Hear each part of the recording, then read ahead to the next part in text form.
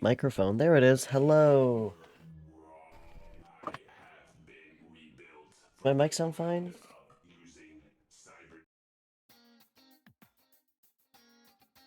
Let me check.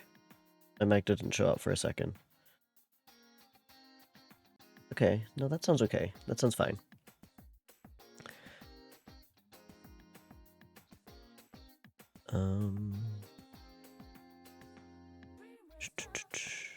Everything should be fine. Okay. Hello, hello, hello. Good afternoon. It is Friday.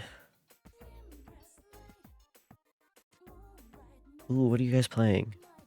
I need to do some hole-in-the-wall shit for my, requests.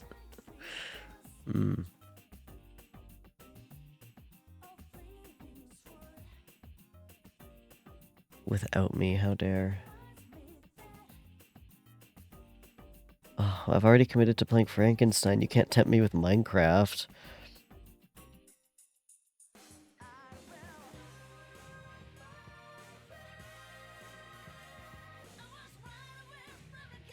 Reading, sorry. Did I say playing Frankenstein?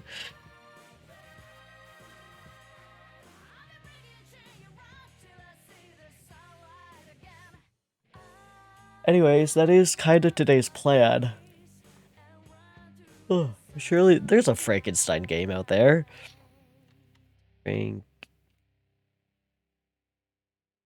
Frankenstein the game.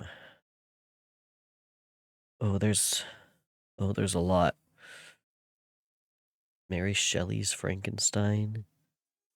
Action platformer game.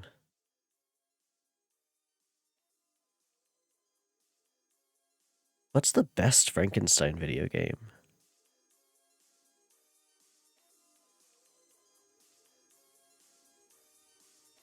I found a text adventure with static graphics from 1987.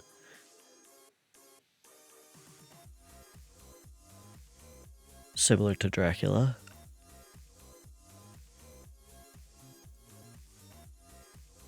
Huh, that actually seems interesting.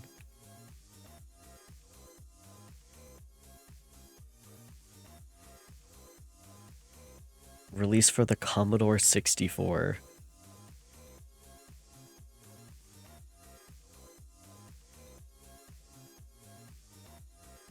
Or there's Frankenstein Through the Eyes of the Monster, a point-and-click adventure game that stars Tim Curry as Dr. Frankenstein.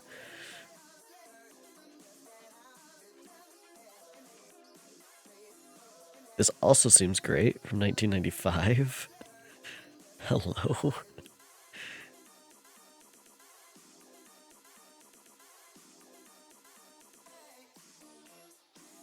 Nintendo Wii Frankenstein game. Oh god. The Island of Dr. Frankenstein. Hold on, let me find a better image of this. Just show you guys.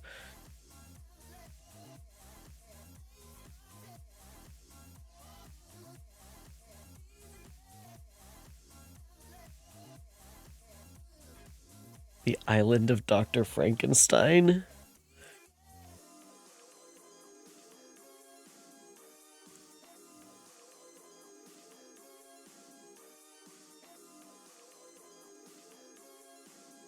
Anyway, these all look like great games, but obviously we have to read the source material first. I am still a little on the fence if I want to watch like a episode or video from John Boyce first before reading, or if I should just read, because if I'm watching episodes of John Boyce before, I feel like after I finally finish reading all of Frankenstein, I'd want to put all the actual Frankenstein reading together, so people can like binge watch just the Frankenstein bits and kind of skip everything else. I might do that either way, because then you don't get these kind of intro shit. Yeah, I might edit together a full reading like video and just put that on my VOD channel.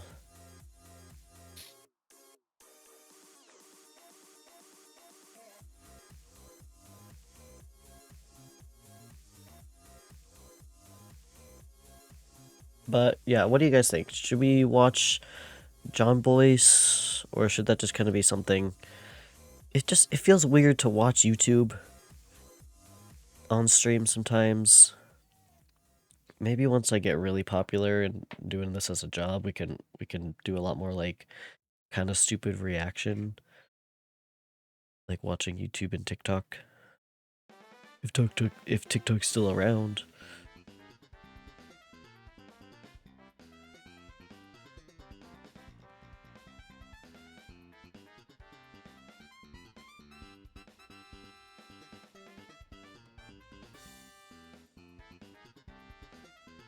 I think, yeah, I might as well just get right into reading, honestly.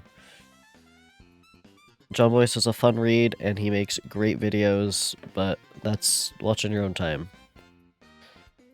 Give him more views, you know. We'll do reaction streamer content later in life.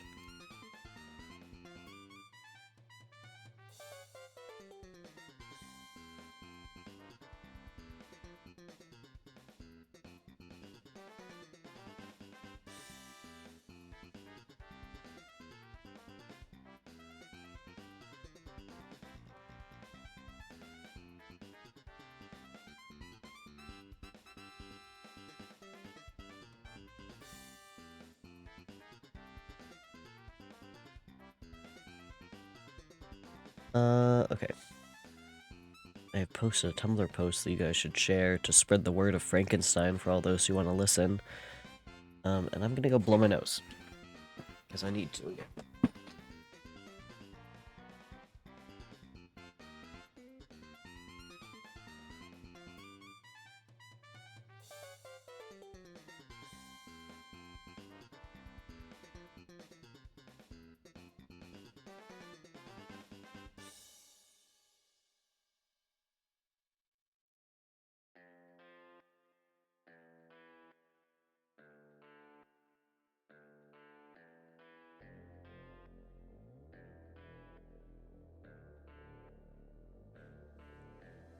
Okay. I've also decided against using my camera for reading streams. It's just bad. It's really funny, but it's just bad.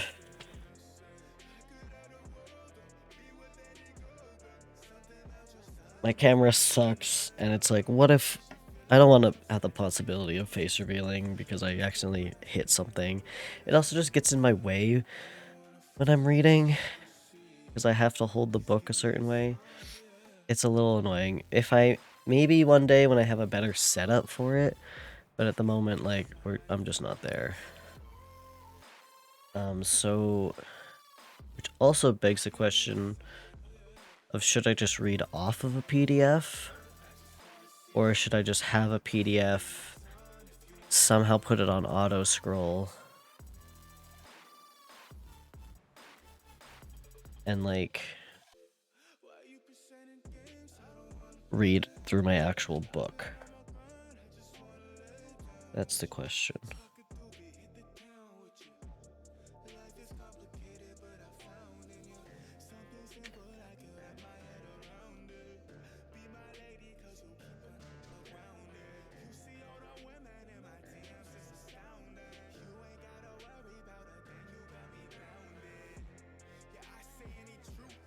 Okay, I found a PDF that has 300 pages where my book has 200, so that's interesting. I don't think my book has a really big introduction. I remember there being a way bigger introduction than the one we had in school.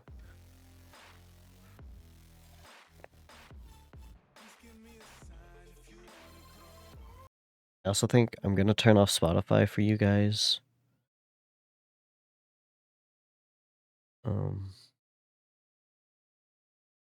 I'm gonna listen to my own music because I can't find music that'll fit well enough. And audiobook, it's fine. You don't need music.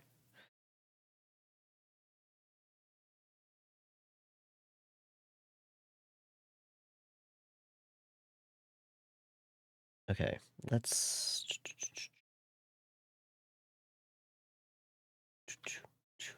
I can never remember which one's reading. There we are. 7?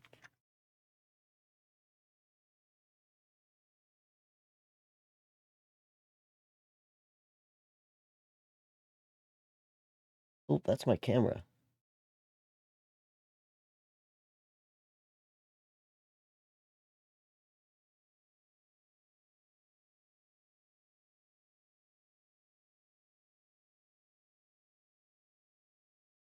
Okay, how is this for you guys?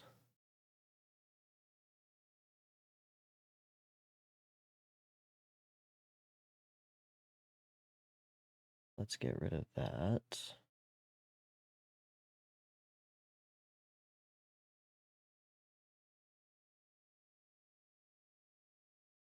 We'll just read off of PDF. I think that should be okay.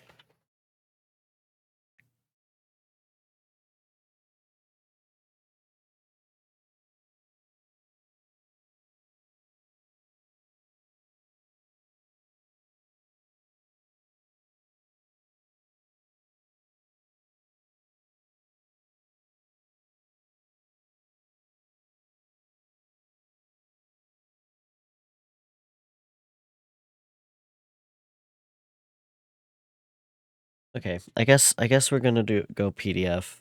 I probably don't need to. I'll probably just follow along on my own if I wanna jot some notes down for myself. Do we read the introduction again? Because I don't think my copy has this. Oh, this has essays? I've created a monster and so can you. Okay, that kind of sounds a little interesting.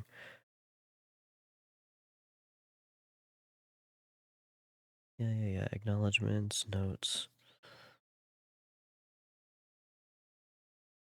This is the actual thing, right? Right?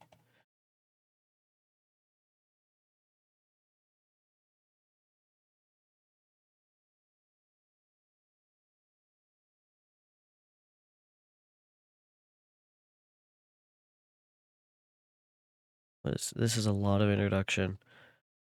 Do we need this? Or is this about Frankenstein?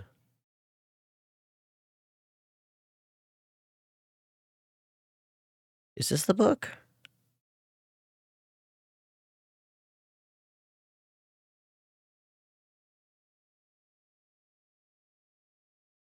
What is this? Okay, wait, now I'm lost. Okay, here's the letters.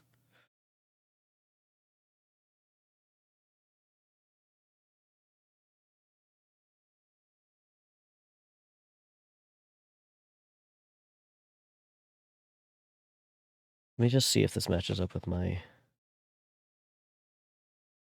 Okay, yeah. This is it. We're here.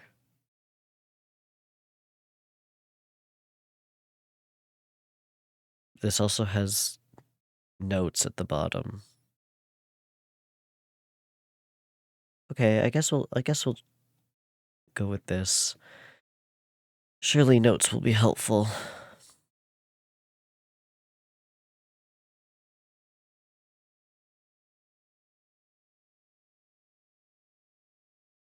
We got this fun little image.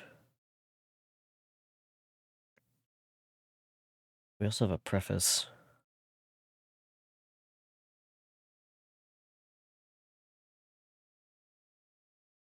The event on which this fiction is founded has been supposed by Dr. Darwin and some of the psychological writers of Germany. As not of impossible occurrence, I shall not be supposed in according the remotest degree of serious faith to such an imagination, yet in assuming it as the basis of a work of fancy. I have not considered myself as merely weaving a series of supernatural terrors.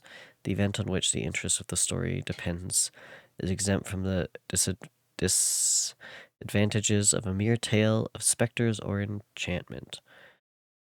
It was recommended by the novelty of the situations which it develops, and, however impossible as a physical fact, affords a point of view to the imagination with the delineating of human passions more comprehensive and commanding than any which the ordinary relations of existing events can yield.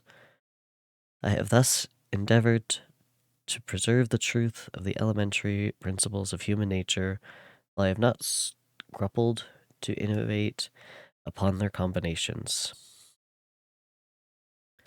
The Iliad, the tragic poetry of Greece, Shakespeare in The Tempest and Midsummer's Night's Dream, most especially Milton in Paradise Lost, conform to this rule, and the most humble novelist who seeks to confer or receive amusement from his labors may without presumption apply to prose fiction a license, or rather a rule, from the adoption of which so many exquisite combinations of human feeling have resulted in the highest specimens of poetry.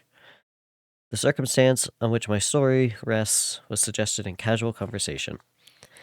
It was commenced partly as a source of amusement and partly as an expedient for exercising any untried resources of mind. Other motives were mingled with these as the work proceeded. I am by no means indifferent to the manner in which whatever moral tendencies exist in the sentiments or characters it contains shall affect the reader. Yet my chief concern in this respect has been limited to the avoiding the enervating effects of the novel of the present day, and to the exhibition of the aimless of domestic affection. Aimlessness?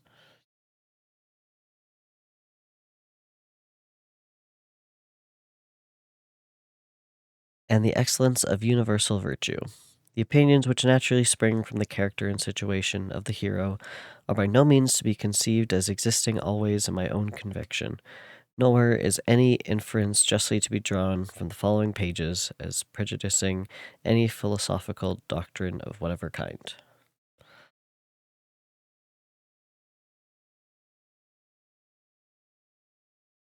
I guess Darwin was a friend of Mary's father.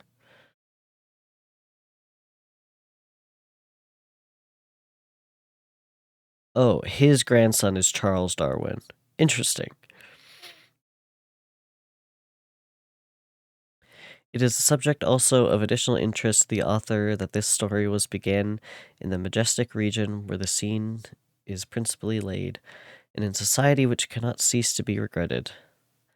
I passed the summer of 1816 in the environs of Geneva. The season was cold and rainy, and in the evenings we crowded around a blazing wood fire and occasionally amused ourselves with some German stories of ghosts which happened to fall into our hands. These tales excited in us a playful desire of imitation. Two other friends, a tale from the pen of one whom would be far more acceptable to the public than anything I could ever hope to produce, and myself agreed to write each a story, founded on some supernatural occurrence.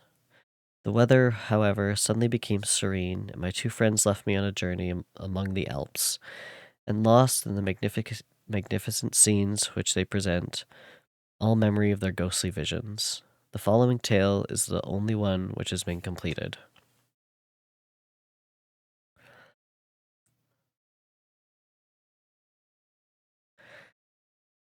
Lord Byron challenged us this evening by writing the first paragraph of a vampire story inspired by the German ghost stories. John Polidor later extended that beginning to The Vampire, 1819, a short story that went to inspire Bram Stoker's tremendously successful novel Dracula. I do kind of like these are fun. Those are fun little things. We're going to stick with this. And then the letters.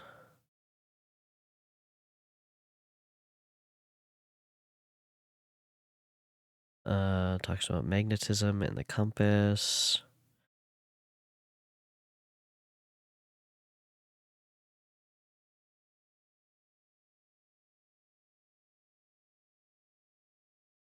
Should we just reread the letters? No, we don't have to. But I do kind of want to read these footnotes. They're kind of fun. I may there discover the wondrous power which attracts the needle. Footnote says when Captain Walton talks about the wondrous power of the needle, he talks about magnetism and its very first application in a compass. For centuries, people ascribed magical powers to magnetite and lodestones until William Gilbert first discovered the basic features of magnetism and the fact that Earth itself is a weak magnet. The links between electricity and magnetism were a subject of scientific investigation during Mary's lifetime. A number of expeditions departed for the North and South Poles in the hopes of discovering the secrets of the planet's magnetic field. I shall satiate my ardent curiosity. For moderns, this comment may seem self-evident, if a little florid, but such Promethean ambition does not characterize all historical periods, or all cultures, or all individuals. Rather, it reflects the interesting combination of curiosity, ambition, and historical perspective that co-evolved with the European exploration of science in a profoundly multicultural world. Mary was writing at the close of the Age of Discovery, during which Europeans rounded the southern tip of Africa, discovered and colonized the New World, and circumnavigated the globe. Polar exploration was one remaining feat. It was also the age of Romanticism, the paintings of Caspar David Friedrich and Eugene Delacroix, as well as the music of Ludwig van Beethoven and Hector Berlioz. This eagerness for exploration is expressed in Ulysses, the poem written in 1833 by Alfred Lord Tennyson. I cannot rest for travel, I will drink. Life to these less, all times I have enjoyed greatly, have suffered greatly, both with those that loved me, and alone on shore. And when through scudding drifts the rainy haze vex the dim sea, I am become a name for always roaming with a hungry heart. I'm a part of all that I have met, yet all experience is an arc wheretho gleams that untraveled world which margins fade. Forever and forever when I move. Tennyson, 2004? Okay. The irony, at least to modern sensibilities, is that this romantic language benefits the pursuit of art, not the rational pursuit of science.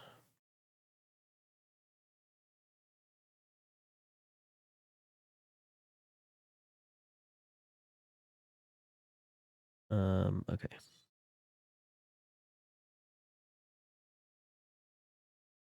Throughout the novel, the problem of companionship reoccurs for Walton, for Victor, and for Victor's creature.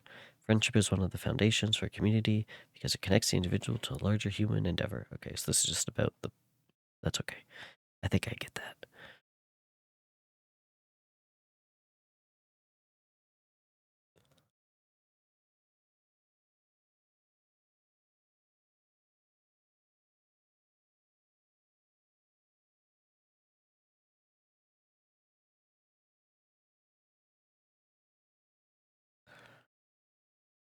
Um.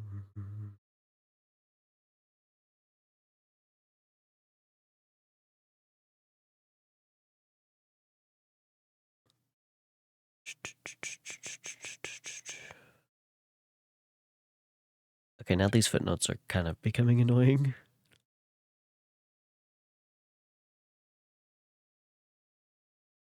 How sharper than a serpent's tooth it is to have a thankless child. Perhaps Mary has Victor make this apparent reference to Shakespeare's play King Lear to show that he recognizes his paternity of the creature, but like Lear, he still not recognize his own full measure of culpability and responsibility. Okay, we've already read the letters, so I've skipped them. And in the full version, I'll just edit them together. Chapter 1. I am by birth a Genovese, and my family is one of the most distinguished of that republic.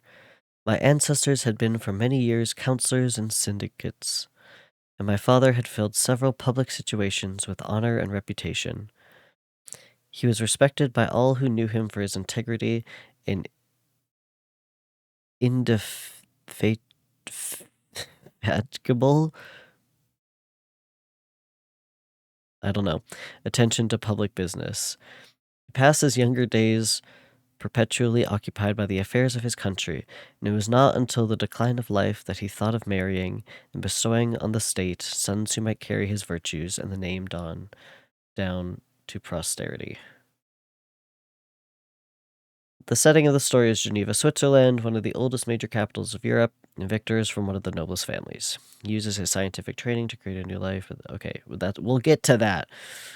You don't need to spoil it. Footnotes of the book I'm reading. As the circumstances of his marriage illustrate his character, I cannot refrain from relating them. One of the most intimate friends was a merchant who, from a flourishing state, fell through numerous mischances into poverty. This man, whose name was Beaufort, was of a proud and unbending disposition, and could not bear to live in poverty and oblivion in the same country where he had formerly been distinguished for his rank and magnificence. Having paid his debts, therefore, in the most honorable manner, he retreated with his daughter to the town of Lucerne, where he lived unknown and in wretchedness. My father loved Beaufort with the truest friendship, and was deeply grieved by his retreat in these unfortunate circumstances. He grieved also for the loss of his society, and resolved to seek him out and endeavor to persuade him to begin the world again through his credit and assistance.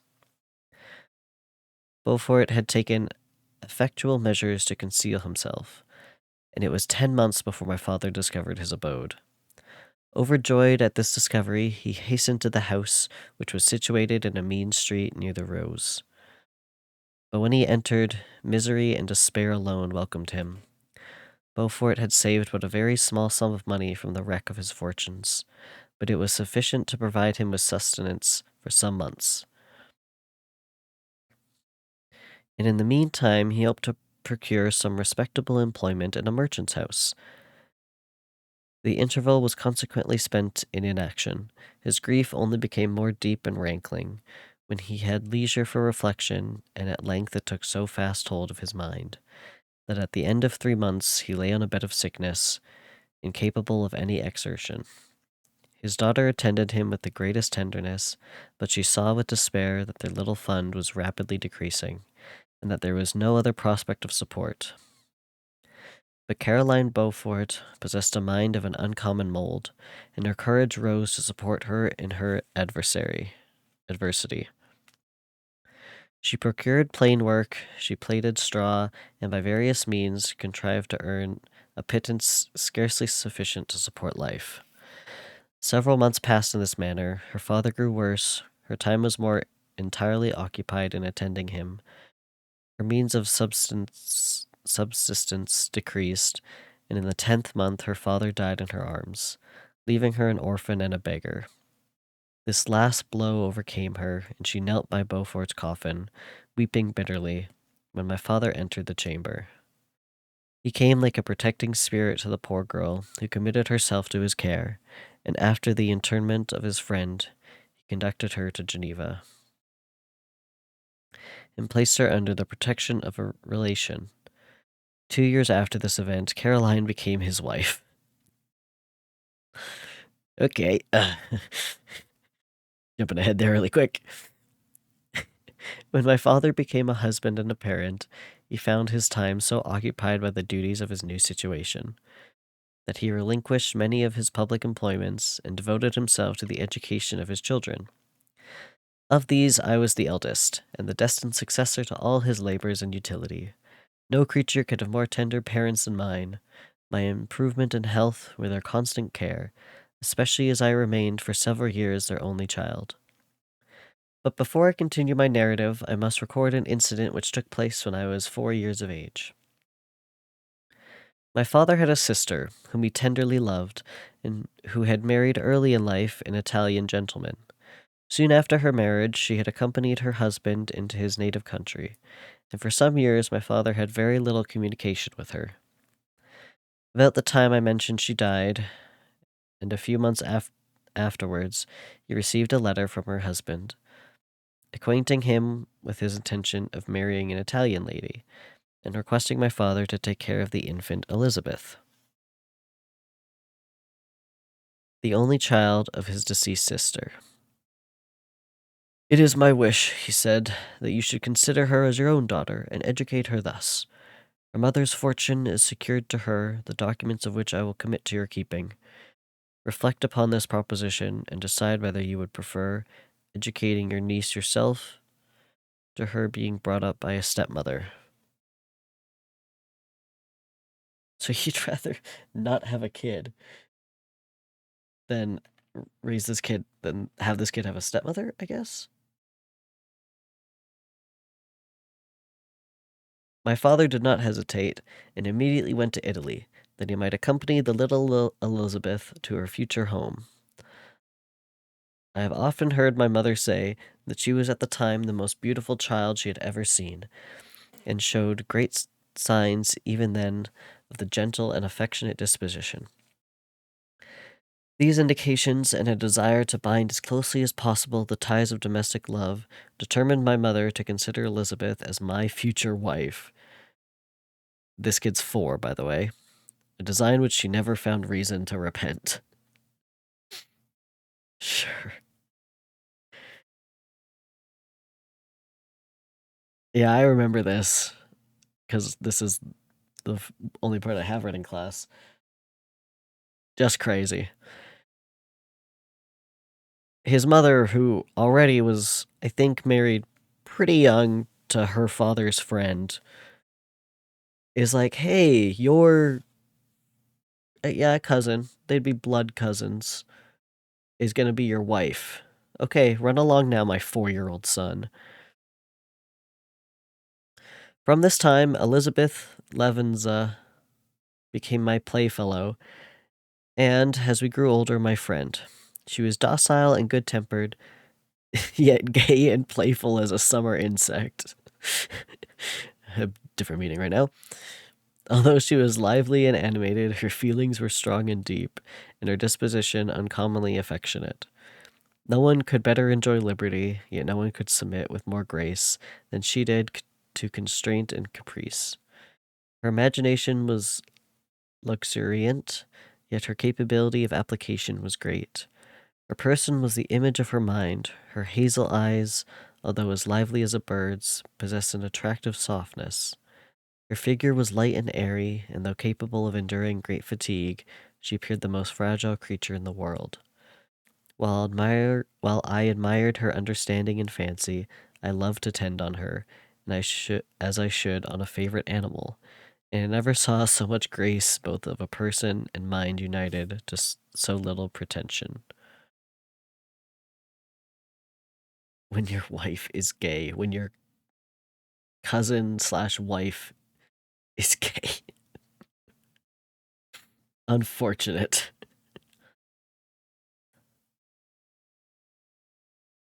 Everyone adored Elizabeth. If the servants had any request to make, it was always through her intercession. We were strangers to any species of disunion and dispute, for although there was great dissimilitude in our characters, there was an harmony in that very dissimilitude. I was more calm and philosophical than my companion, yet my temper was not so yielding. My application was of longer endurance, but it was not so severe whilst it endured. I delighted in investigating the facts relative to the actual world. She busied herself in following the aerial creations of the poets. The world was to me a secret which I desired to discover. To her it was a vacancy which she sought to people with imaginations of her own. My brothers were considerably younger than myself, but I had a friend in one of my schoolfellows, who compensated for his deficiency. Henry Clerval was the son of a merchant of Geneva, an intimate friend of my father. He was a boy of singular talent and fancy. I remember when he was 9 years old, he wrote a fairy tale. Henry, which was the delight and amazement of all his companions. His favorite study consisted in books of chivalry and romance, and when very young, I can remember that we used to act plays composed by him out of these favorite books, the principal characters of which were Orlando, Robin Hood, Amidas, and St. George. Also, you're gonna have to forgive me if I say some things wrong. There's some big words in here.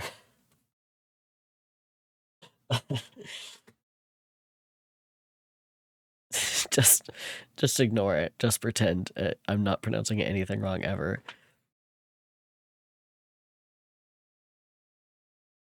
No youth could have passed more happily than mine. My parents were indulgent and my companions amiable.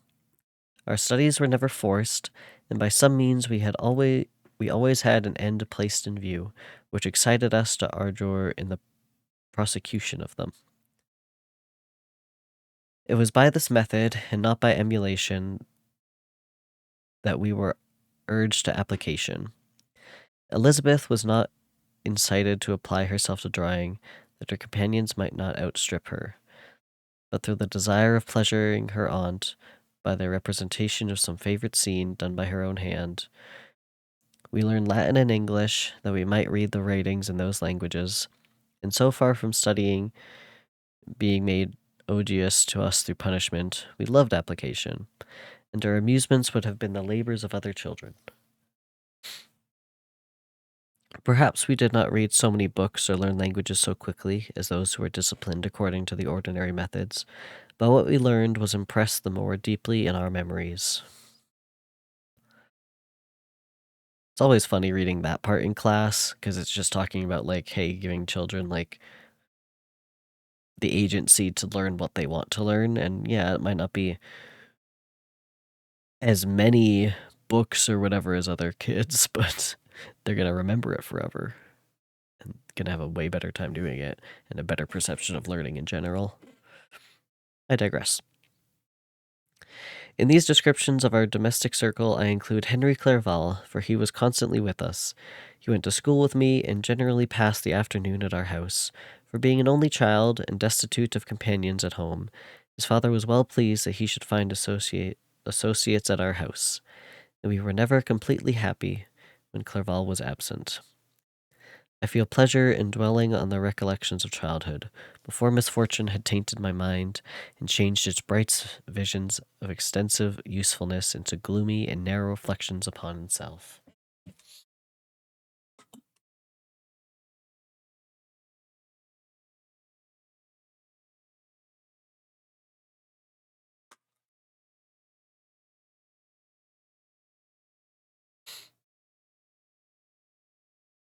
But, in drawing the picture of my early days, I must not omit to record these events, which led, by insensible steps, to my after tale of misery. For when I would account to myself for the birth of that passion, which afterwards ruled my destiny, I find it arise like a mountain river from ignoble and almost forgotten sources. But swelling as it proceeded, it became the torrent which, in its course, has swept away all my hopes and joys.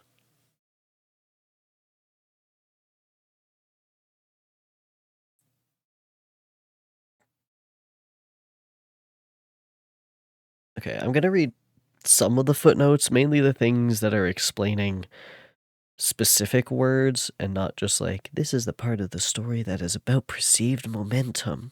The past reconstructed from the viewpoint of the present always appears to have structure. It's just saying this is an important part of the story. Like, no shit. Of course it is.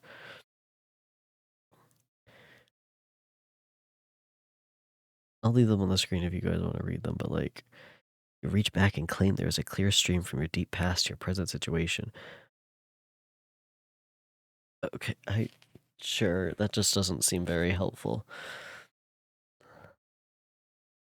Natural philosophy is the genius that has regulated my fate, in which natural philosophy here is designed as broadly encompassing terms for the theoretical and empirical inquiry into the natural world. The study of nature, like science, whatever. I desire, therefore, in this narration to state those facts which led to my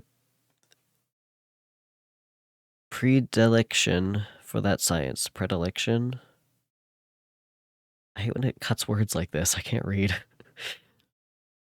When I was 13 years of age, we all went on a party of pleasure to the baths near Thonon.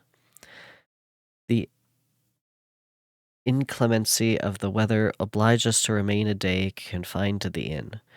In this house, I chanced to find a volume of the works of Cornelius Agrippa. I opened it with apathy. The theory which he attempts to demonstrate, and the wonderful facts which he relates, soon changed this feeling into enthusiasm. A new light seemed to dawn upon my mind, and, bounding with joy, I communicated my discovery to my father. I cannot help remarking here the many opportunities instructors possess of directing the attention of their pupils to useful knowledge, which they utterly neglect. My father looked carelessly at the title page of my book and said, "Ah, Cornelius Agrippa. My dear Victor, do not waste your time upon this. It is sad trash." If, instead of this remark, my father had taken the pains to explain to me that the principles of Agrippa had been entirely exploded, and that a modern system of science had been introduced, which possessed much greater powers than the ancient, because the powers of the latter were chimerical, while those of the former were real and practical, under such circumstances I should certainly have thrown Agrippa aside, and with my imagination warmed as it was, should probably have applied myself to the more rational theory of chemistry, which has resulted from modern discoveries. It is even possible that the train of my ideas would never have received the fatal impulse that led to my ruin. But the cursory glance my father had taken of my volume by no means assured me that he was acquainted with its contents, and I continued to read with the greatest avidity.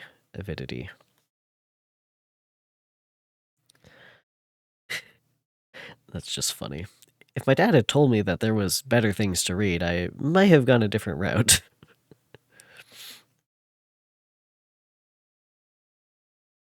um, Description of alchemy. Alchemy has roots in the ancient world, though the world itself comes from Arabic.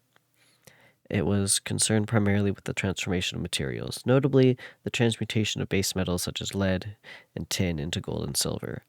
Much historical alchemy can usefully be conceived as proto-chemistry and included such practices as metallurgy and the making of dyes and imitation gems.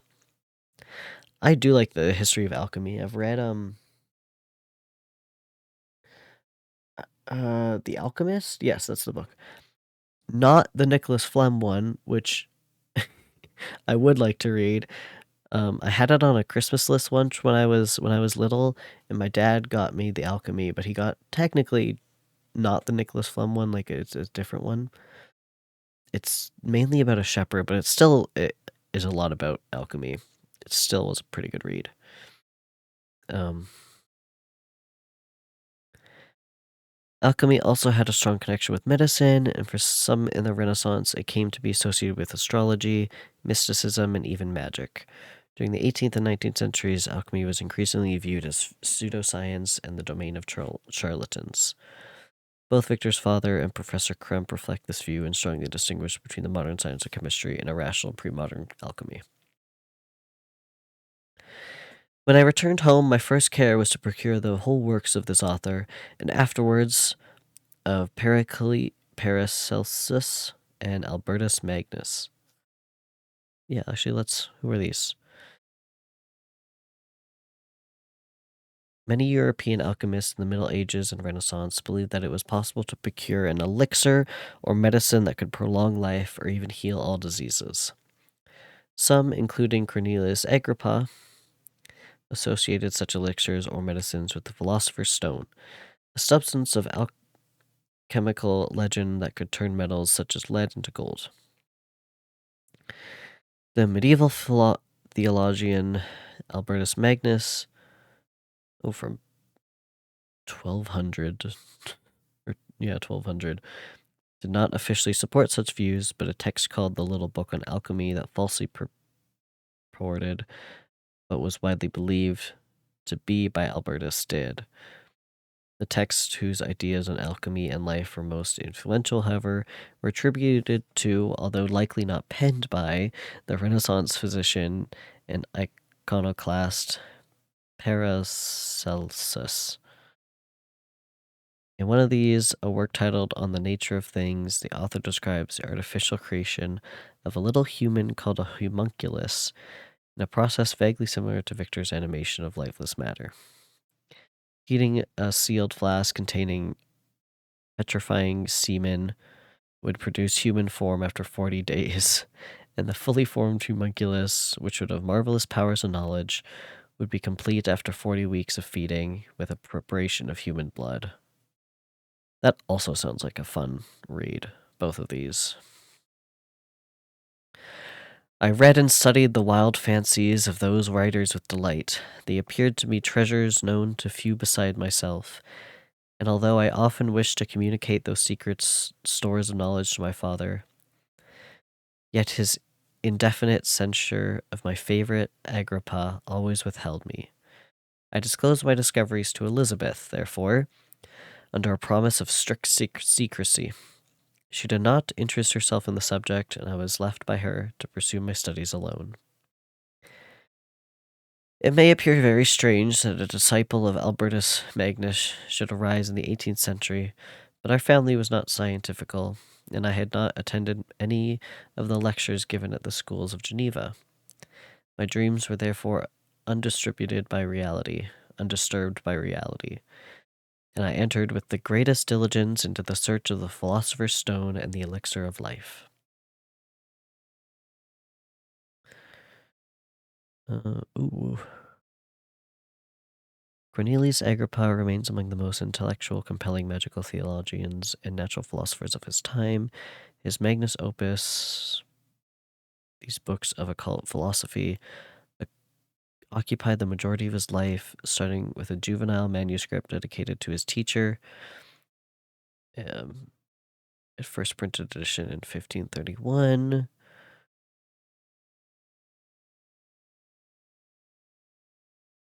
Interesting.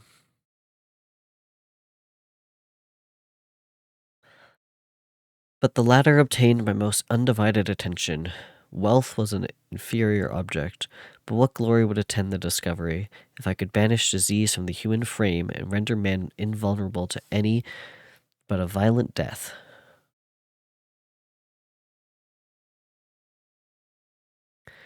Nor were these my only visions. The raising of ghosts or devils was a promise liberally accorded by my favorite authors, the fulfillment of which I most eagerly sought, and if my incantations were always unsuccessful, I attributed the failure rather to my own inexperience and mistake than to a want of skill or fidelity in my instructors. The natural phenomena that take place every day before our eyes did not escape my examinations. Distillation and the wonderful effects of steam, processes of which my favorite authors were utterly ignorant, excited my astonishment. But my utmost wonder was engaged by some experiments on an air pump, which I saw employed by a gentleman who we were in the habit of visiting.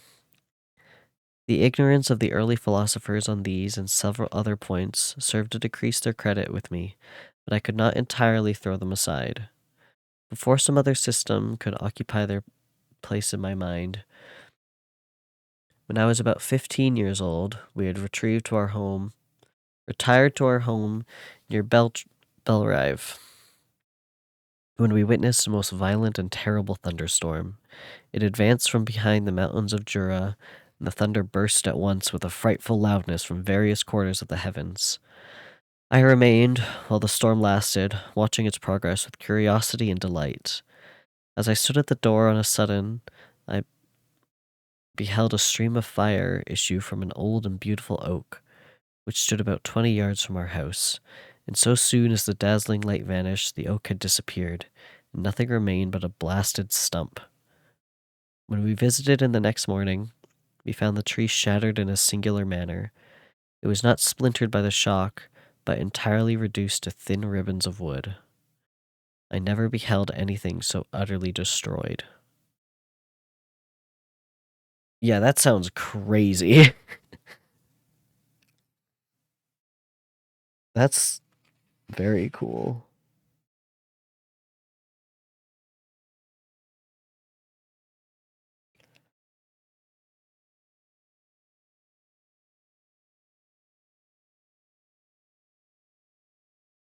Hold on.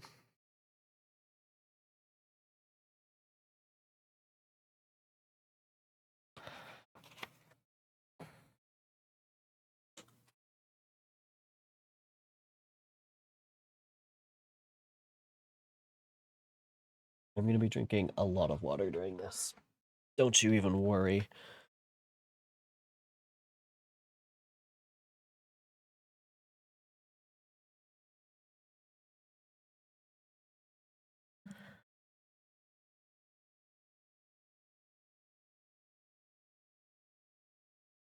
Just reading this is already making me want to, like, watch more Frankenstein movies and stuff.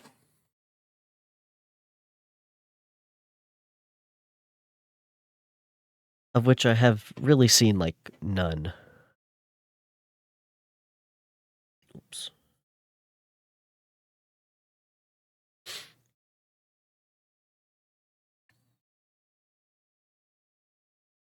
I'm just thinking of, like, seeing this part, like the tree in a movie. Ugh.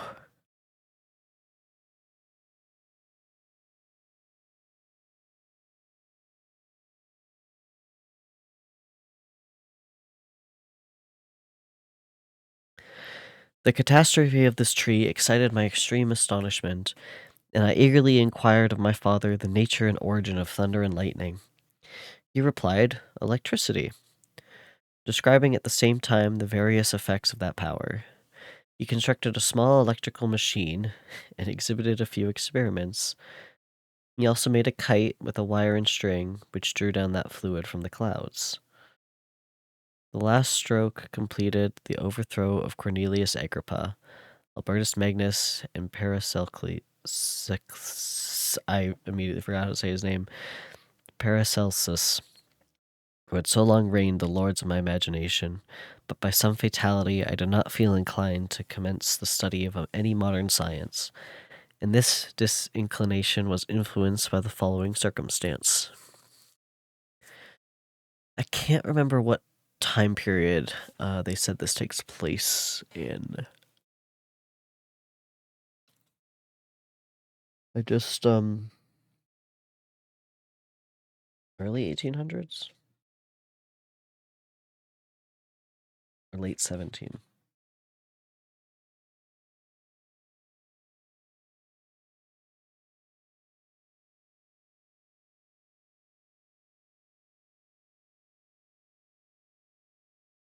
It was written in 1816. So what, it probably takes place around there?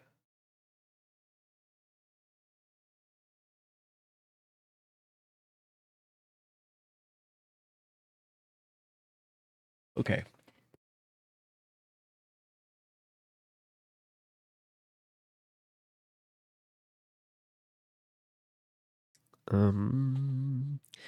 My father expressed a wish that I should attend a course of lectures upon natural philosophy, to which I cheerfully consented.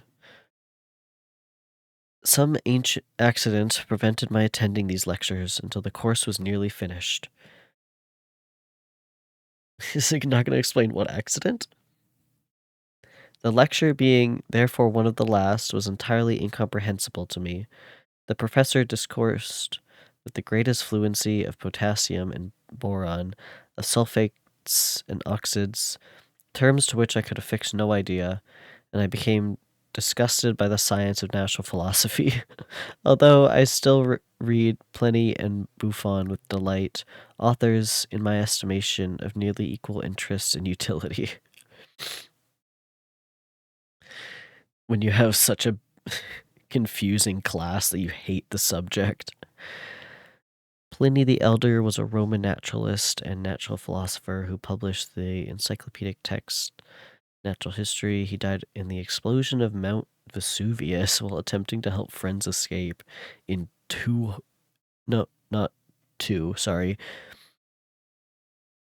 CE. George Louis Leclerc, Comte de Buffon, in 1707 to 1788, was a French naturalist whose multi-volume work, Natural History, echoed Pliny the Elder's in a century in which natural historians were still attempting to understand whether and how species changed.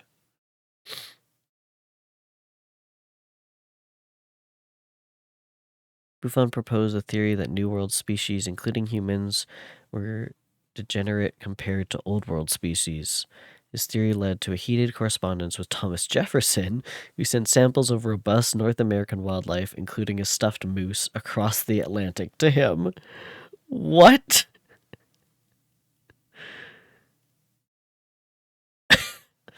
Okay.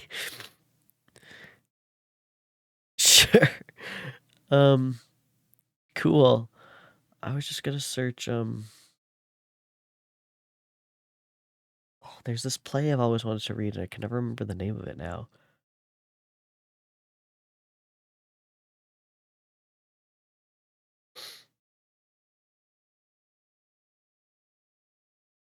I think it was Voltaire.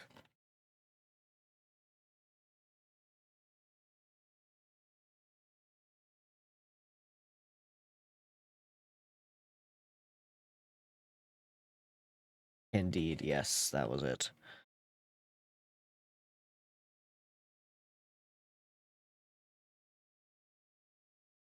I believe.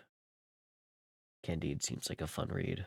Not really fun, but it seems like an interesting read. Anyway,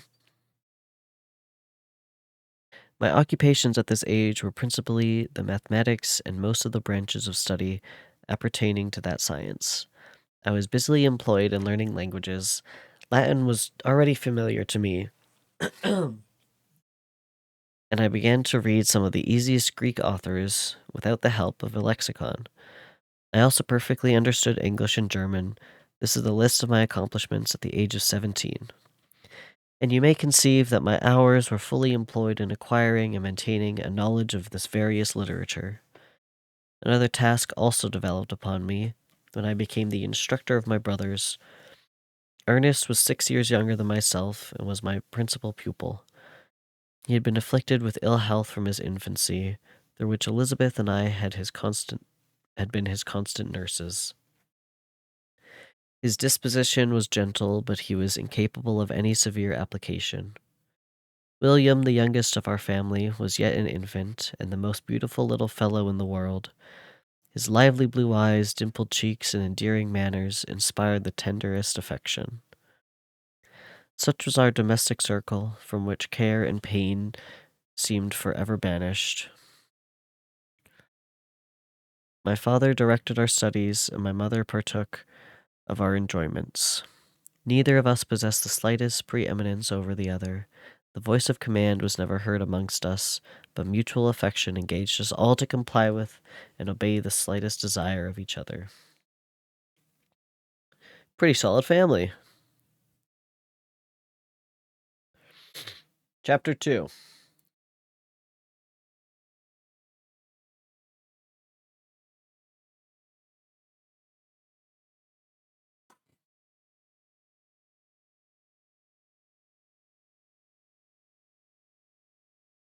When I had attained the age of 17, my parents resolved that I should become a student at the University of Ingolstadt. I had hitherto attended the schools of Geneva, but my father thought it necessary for the completion of my education that I should be made acquainted with other customs than those of my native country. It doesn't say where that is.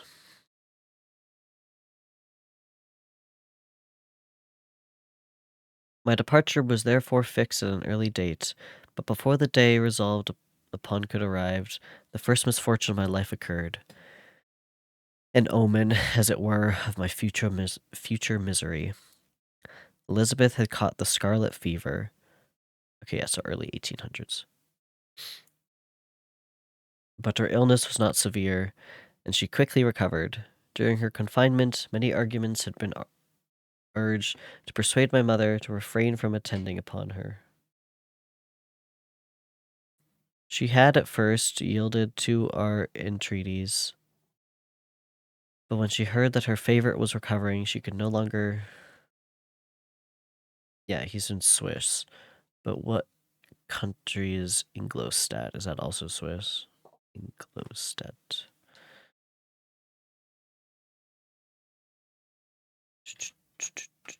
Germany. Okay.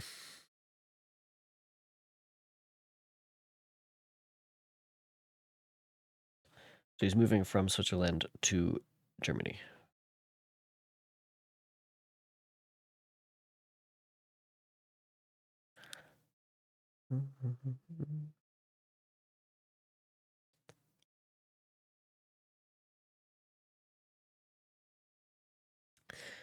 Um, when she heard that her favorite was recovering, she could no longer debar herself from her society, and entered her chamber long before the danger of infection was past. The consequences of the imprudence were fatal. On the third day, my mother sickened. Her fever was very malignant, and the looks of her attendants prognosticated the worst event. On her deathbed, the fortitude of benignity of this admirable woman did not desert her. She joined the hands of Elizabeth and myself. My children, she said, my firmest hopes of future happiness were placed on the prospect of your union. This expectation will now be the consolation of your father. Elizabeth, my love, you must supply my place to your younger cousin. Alas, I regret that I am taken from you, and, happy and beloved as I have been, it is not hard to quit you all. But these are not thoughts befitting me. I will endeavor to resign myself cheerfully to death, and will indulge a hope of meeting you in another world. She died calmly, and her countenance expressed affection, even in death. I need not describe the feelings of those whose dearest ties are rent by the most irreparable evil. The void that presents itself to the soul, and the despair that is exhibited on the countenance. It is so long before the mind can persuade itself that she, whom we saw every day, and whose very existence appeared a part of our own, can have departed forever. The brightness of a beloved eye can have been extinguished, and the sound of a voice so familiar and dear to the ear can be hushed, never more to be heard.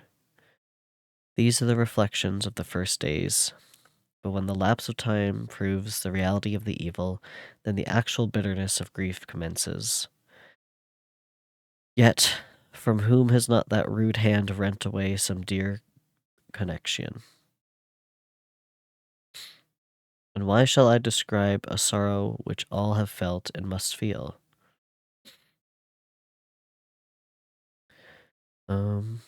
Death of his mother is seen as evil, indeed as an irreparable evil. As a child, Mary would sit by her mother's grave and read. There's a special form of grief that be created when they lose those who created them. Much of Victor's effort in making the creature is driven by his thoughts about the evil of death. Correlate the perception of an evil as evil with its emotional impact. Ironically, when he succeeds in making the creature, he makes a motherless one.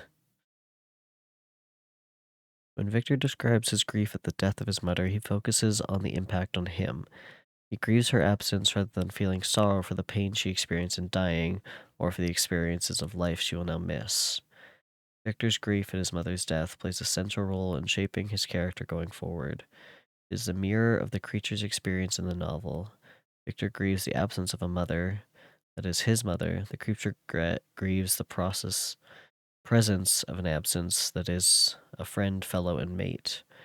Given all that Victor knows of grief and loss, we would expect him to be more sympathetic to the creature's plight. He seems blind to the many things he has in common with his creation. Perhaps he is willfully blind because he must continue to dehumanize his creator in order to distance himself from it and his responsibility for it. Oh, yikes.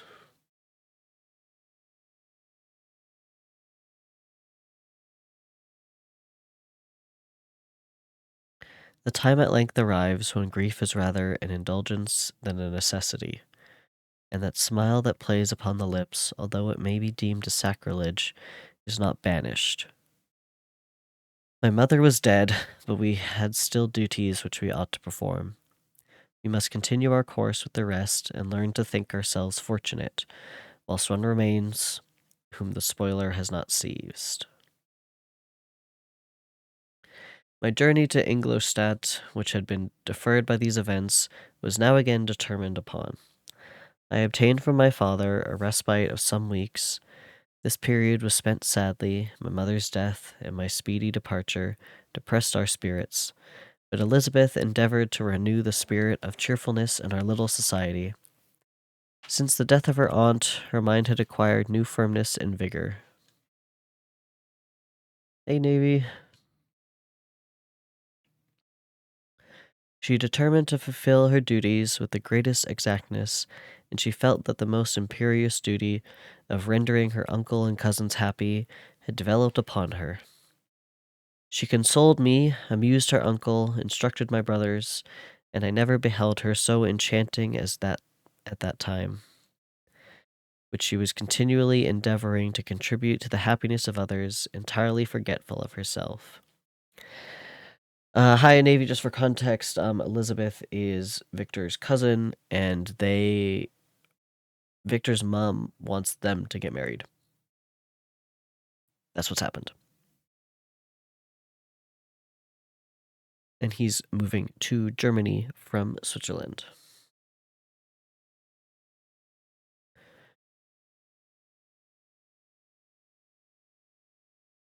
Now, just curious.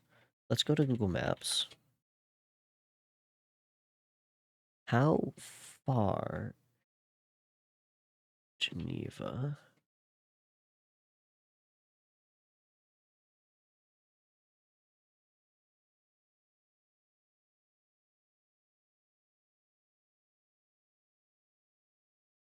They're about modern day, about a 7-hour drive or a 10-hour train.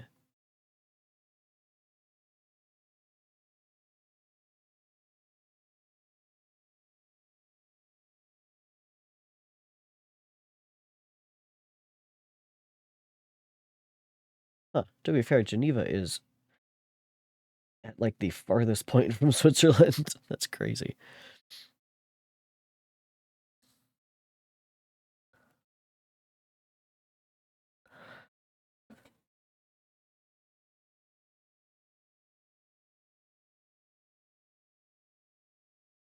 So you have to actually travel across like all of Switzerland. Because Ingolstadt is kind of on the south part, so it is pretty close. It's not like it's not like it's at the north part of Germany.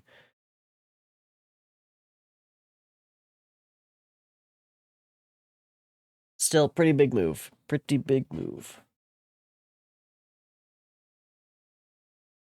What's the capital of Germany? Berlin. Is it Berlin?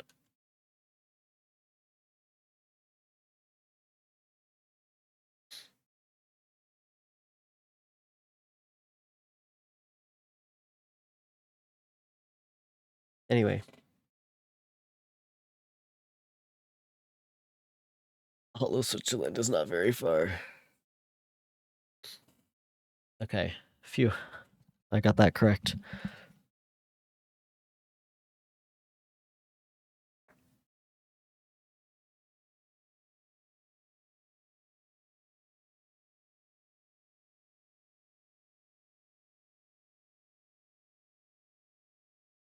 The day of my departure at length arrived. I had taken leave of all my friends, excepting Clerval, who spent the last evening with us. He bitterly lamented that he was unable to accompany me.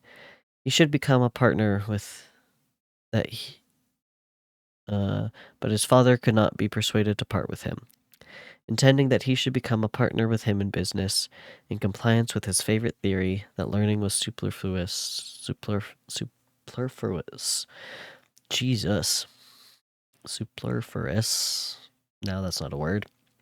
In the commerce of ordinary life. Henry had a refined mind. He had no desire to be idle, and was well pleased to become his father's partner. But he believed that a man might be a very good trader, and yet possesses a cultivated understanding. We sat late, listening to his complaints and making many little arrangements for the future. The next morning, early I departed. Tears gushed from the eyes of Elizabeth, They proceeded partly from sorrow at my departure, and partly because she reflected that the same journey was to have taken place 3 months before, when a mother's blessing would have accompanied me.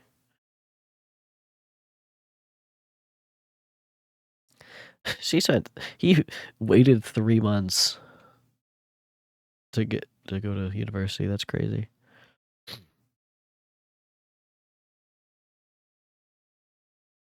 I threw myself into the chase which was to convey me away, and indulged in the most melancholy reflections.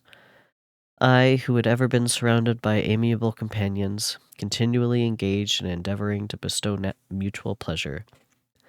I was now alone in the university, whither I was going. I must form my own friends and be my own protector. My life had hitherto been remarkably secluded and domestic, and this had given me inconceivable repugnance to new countenances. I loved my brothers, Elizabeth and Clerval, but these were old familiar faces. But I believed myself totally unfitted for the company of strangers. Such were my reflections as I commenced my journey, but as I proceeded, my spirits and hopes rose. I ardently desired the acquisition of knowledge. I had often, when at home, thought it hard to remain during my youth cooped up in one place, and had longed to enter the world, and take my station among other human beings.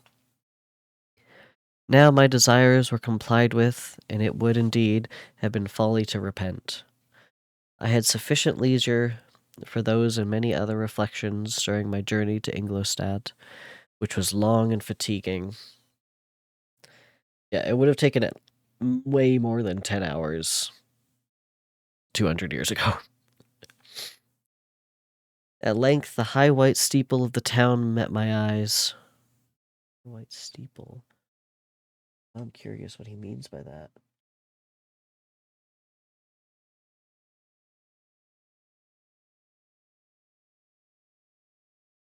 High white steeple. What church is in England?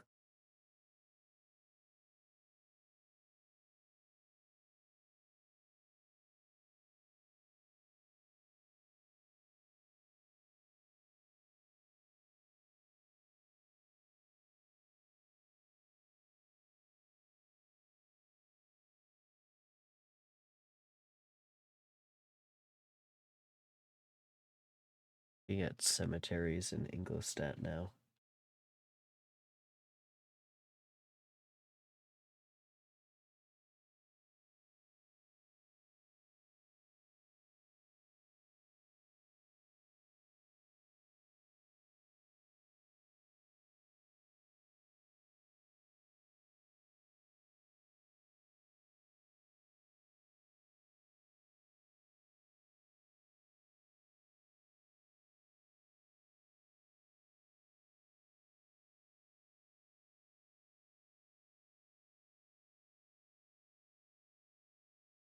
What steeple is he? I like. Ooh, there is actually some big churches. Ooh,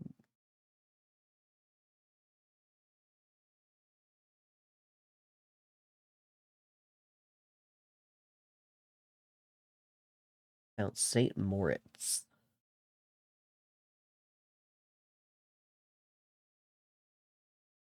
which is potentially what is being references, or a basilica. Oh, this looks like a wonderful place to visit.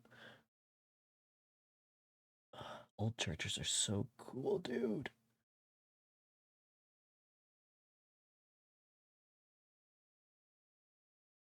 Oh,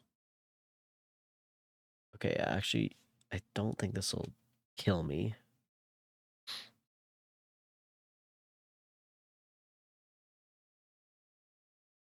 Look at this.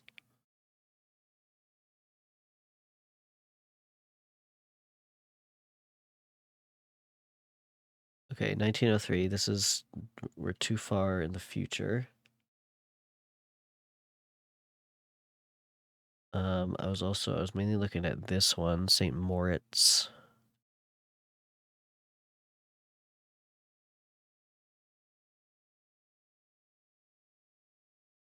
Hey chat, let's take a trip.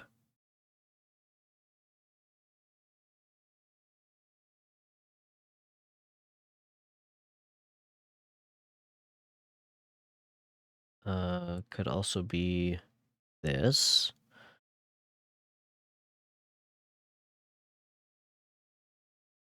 Look at those doors.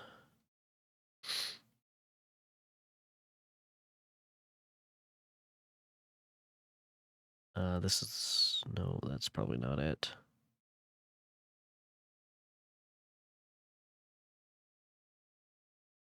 Ooh.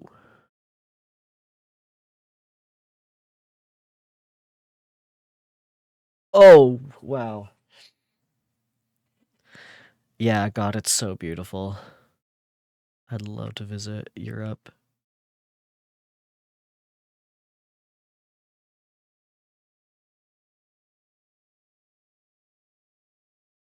Okay, let's see. What church was in Ingolstadt in 1810, let's say?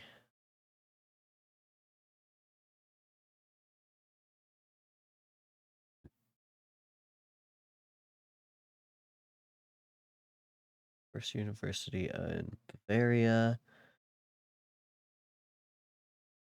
What building is this? St. Moritz. Okay. I'm thinking it's St. Moritz.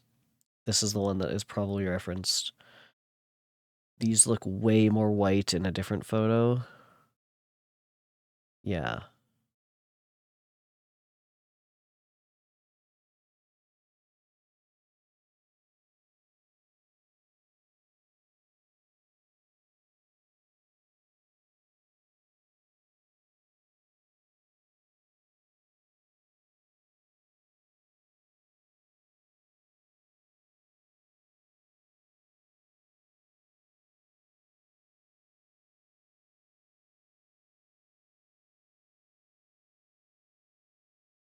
Um,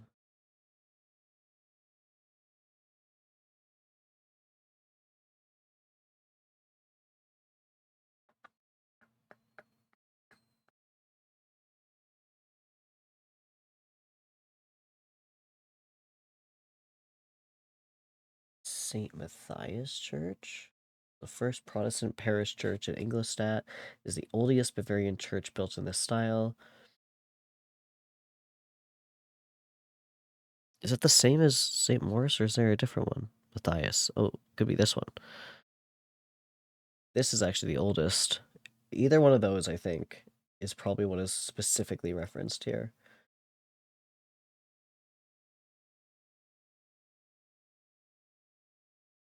Let's take a Frankenstein-based tour on Germany. God, that'd be cool.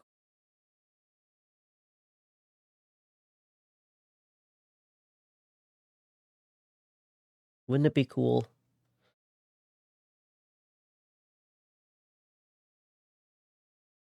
We're gonna save that to... okay. Continuing.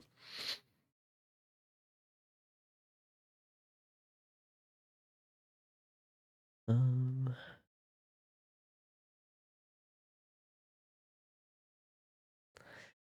I don't remember where we are, but we'll start here.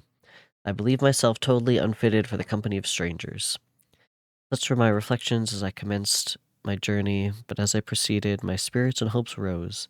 I urgently desired the acquisition of knowledge. I had often, when at home, thought it hard to remain during my youth cooped up in one place, and had longed to enter the world and take my station among other human beings. Now my desires were complied with, and it would indeed have been folly to repent.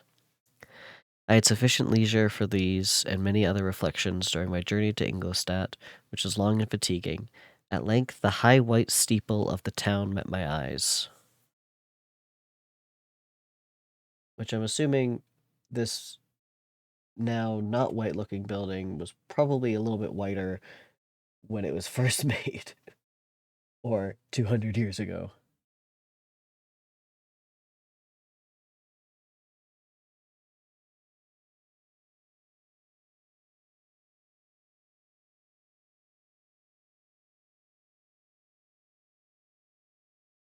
I alighted and was conducted to my solitary apartment to spend the evening as I pleased. The next morning, I delivered my letters of introduction and paid a visit to some of the principal professors, and amongst others, to M. Kremp, professor of natural philosophy. He received me with politeness and asked me several questions concerning my progress in the different branches of science appertaining to natural philosophy. I mentioned, it is true, with fear and trembling, the only authors I had ever read upon the subjects. The professor stated, "Have you," he said, "really spent your time in studying such nonsense?" I replied in the affirmative, "Every minute." Continued Mr. Kremp with warmth, "Every instant that you have wasted on these books is utterly and entirely lost. You have burdened your memory with exploded systems and useless names. Good God! In what desert land have you lived, where no one was kind enough to inform you that these fancies which you have so greedily imbibed are 1,000 years old, and as musty as they are ancient? I little expected in this enlightened and scientific age to find a disciple of Albertus Magnus and Paracelsus. My dear sir, you must begin your studies entirely anew." This passage is meant to illustrate a problem with self-learning. The autodidacte, someone who teaches himself, may not know the appropriate text to read or the appropriate way to evaluate them. The passage also raises the question of whether there is any benefit to be had in reading about ways of thinking that are considered inaccurate in the current time. We're so certain in the dominant viewpoint of the time that previous ways of thinking do not hold any use? Fair point. So saying, he stepped aside and wrote down a list of several books treating of natural philosophy, which he desired me to procure, and dismissed me. After mentioning that in the beginning of the following week he intended to commence a course of lectures upon natural philosophy in its general relations, and that Mr. Waldman, a fellow professor, would lecture upon chemistry the alternate days that he missed. I returned home, not disappointed, for I had long considered those authors useless, whom the professor had so strongly reprobated.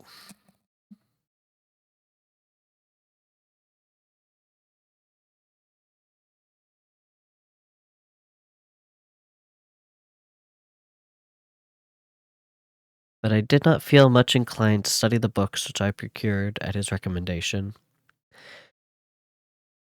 Is M, should I just read that as Mr.?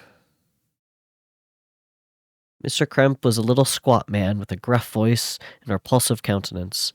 The teacher, therefore, did not prepossess me in favor of his doctrine. I didn't like how the teacher looked, so I don't want to read his books. Besides, I had a contempt for the users of modern natural philosophy. It was very different when the masters of the science sought immortality and power. Such views, although futile, were grand, but now the scene was changed. The ambition of the inquirer seemed to limit itself to the annihilation of those visions on which my interest in science was chiefly founded. I was required to exchange chimeras of boundless grandeur for realities of little worth.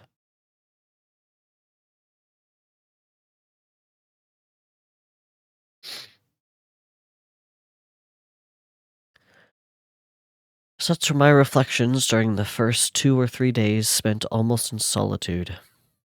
But as the ensuing week commenced, I thought of the information which Mr. Kremp had given me concerning the lectures. And although I could not consent to go and hear that little conceited fellow deliver sentences out of a pulpit, I recollected what he said of Mr. Waldman, whom I had never seen, as he had hitherto been out of town.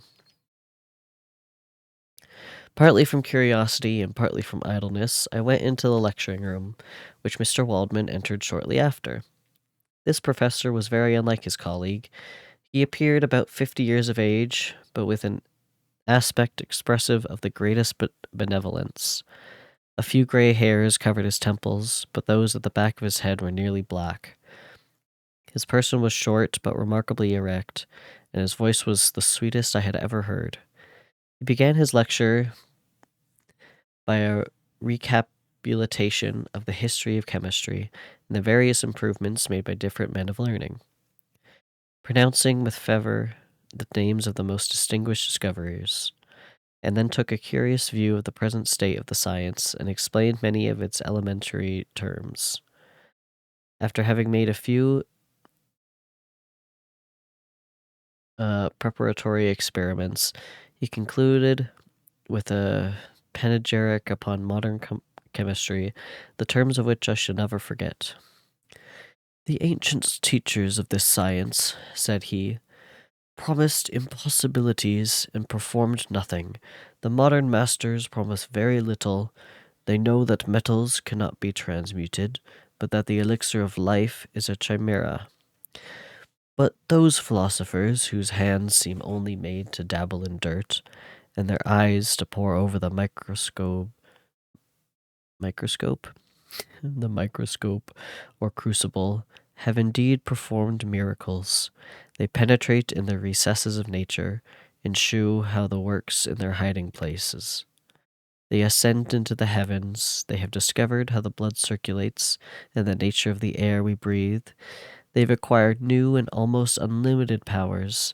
They can command the thunders of heaven, mimic the earthquake, and even mock the invisible world with its own shadow. I departed highly pleased with this professor and his lecture, and paid him a visit the same evening. His manners in private were even more mild and attractive than in public, for there was a certain dignity in his mien during his lecture, which in his own house was replaced by the greatest affability and kindness. He heard with attention my little narration concerning my studies, and smiled at the names of Cornelius Agrippa and Paracelsus, but without the contempt that Mr. Crump had exhibited. He said that these were men of whose indefatigable zeal modern philosophers were indebted for most of the foundations of their knowledge. They had left to us as an easier task to give new names and arrange in connected classifications the facts which they in a great degree had been the instruments of bringing to light. The labors of men of genius, however erroneously directed, scarcely ever fail in ultimately turning to the solid advantage of mankind. I listened to his statement, which was delivered without any presumption or affection, and then added that his lecture had removed my prejudice against modern chemists, and I at the same time requested his advice concerning the books I ought to procure. I am happy, said Mr. Waldman, to have gained a disciple, and if your application equals your ability, I have no doubt of your success. Chemistry is that branch of natural philosophy in which the greatest improvements have been made and may be made. It is on that account that I have made it my peculiar study, but at the same time I have not neglected the other branches of science. A man would make a very sorry chemist if he attended to that department of human knowledge alone. If your wish is to become really a man of science and not merely a petty experimentalist, I shall advise you to apply to every branch of natural philosophy, including mathematics. He then took me into his laboratory and explained to me the uses of his various machines, instructing me as to what I ought to procure, and promising me the use of his own when I should have advanced far enough into the science not to derange their mechanism. He also gave me the list of books which I had requested, and I took my leave. Thus ended a day memorable to me. It decided my future destiny.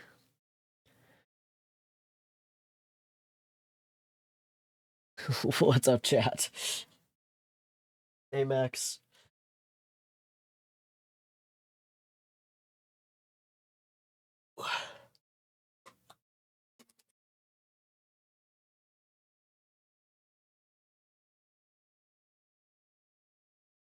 You have missed the first two chapters.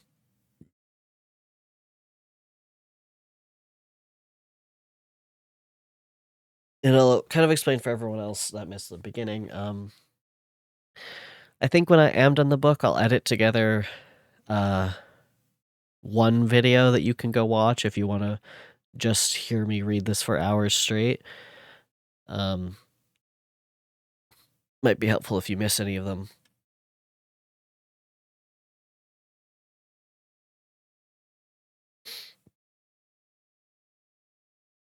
Yeah, I think they'll just be easier than trying to go through different VODs. Like, I'll put them in a playlist for sure. But I might just also post a full video. I think I'm not going to be watching John Boyce on stream, at least not now. I might save that for if I ever, um, if I ever do like full reaction content later in life. I think John Boyce would be good for that. Or like subathon type stuff, you know. Yeah, audiobook. That's kind of what I'm thinking. It's not going to be the most edited, like I'm probably not going to edit out spiels of when we go on to find which specific church in Ingolstadt he visited, but you could just read it. I also have the book next to me. And I did also, if you can tell, I'll read chapter 3.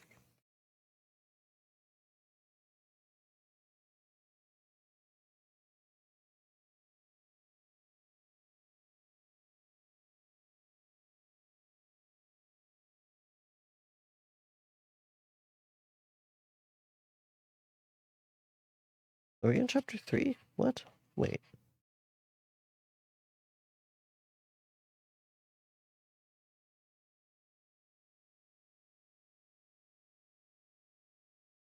My book has chapter 3 listed differently.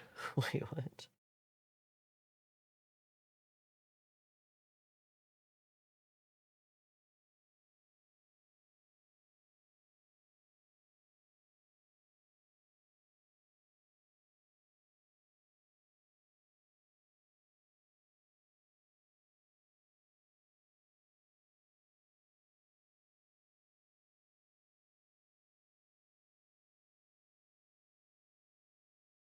I mean, yeah, if you want to follow along, I'm just a little confused because my book actually does not make sense.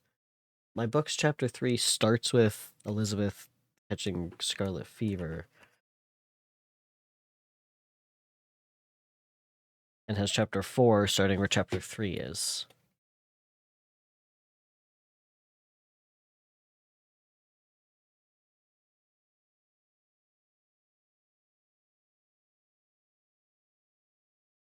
I'm not sure which to believe, quite honestly.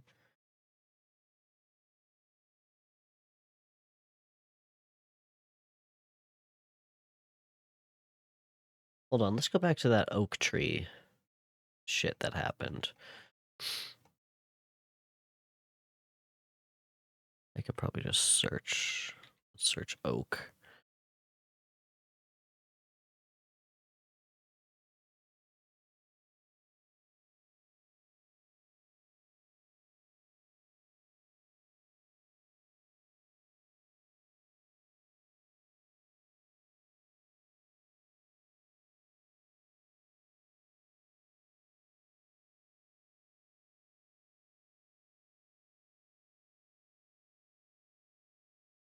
Okay, there's some discrepancies with the PDF I am reading. I beheld a thing so utterly destroyed.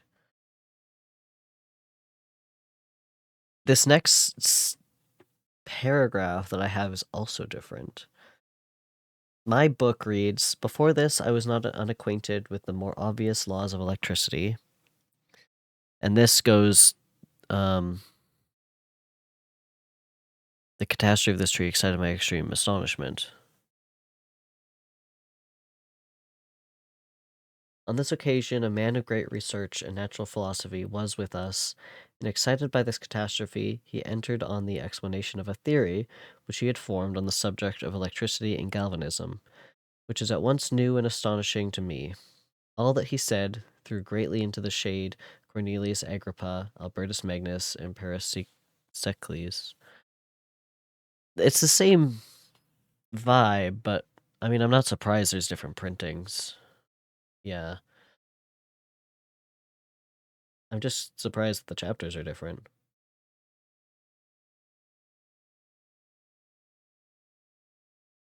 But by some fatality to overthrow these men disciplined me to pursue my accustomed studies, it seemed to me as if nothing would or could ever be known.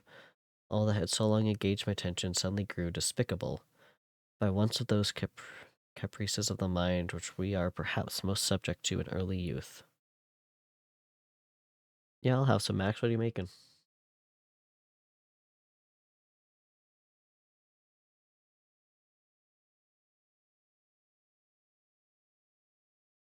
I at once gave up my former occupancies, set down natural history and all its progeny as a deformed and abortive creation, entertained the greatest disdain for a would-be science which could never even step within the threshold of real knowledge.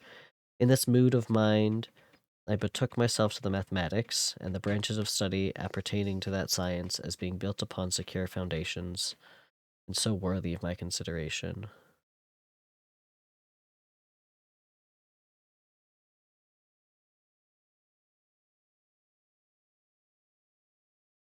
Yeah, this whole thing is different. Curry?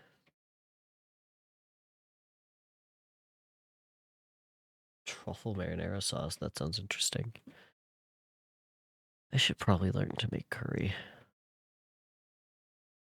I don't have it very often, but the one time I did, I think I just had a bad batch, and so I haven't been so willing to have it again. Like, this whole thing isn't in my copy at all.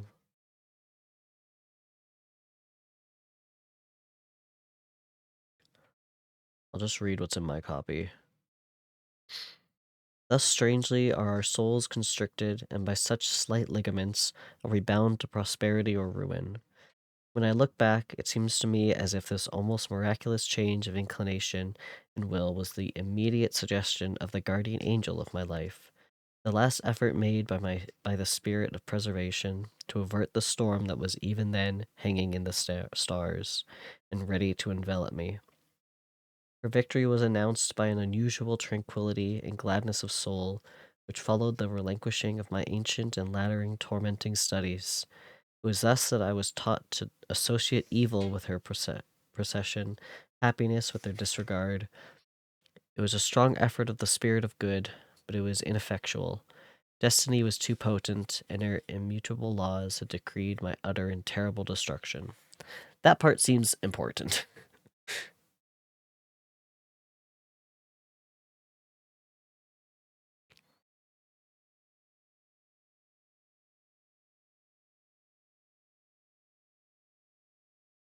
This is where my chapter 3 starts, I think.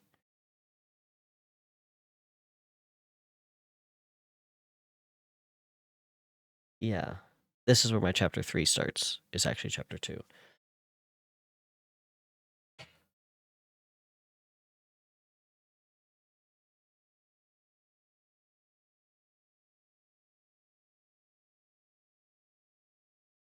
I do now have curry spice because I made samosas, so I really should use that to make curry, I would assume.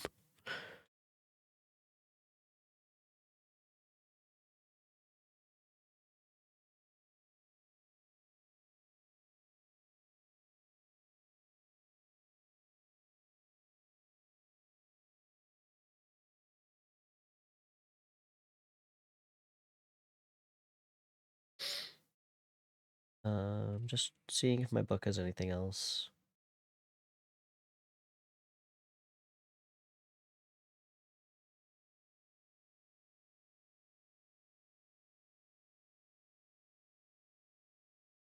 This all seems the same.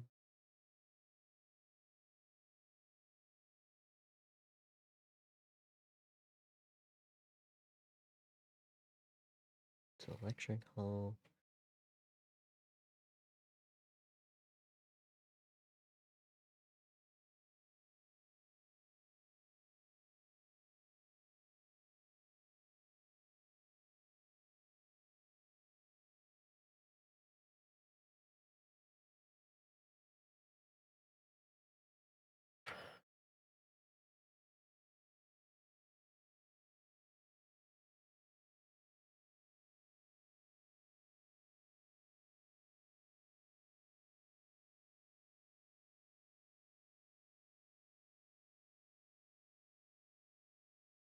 Those do sound interesting. I don't think I've had, like, any of that.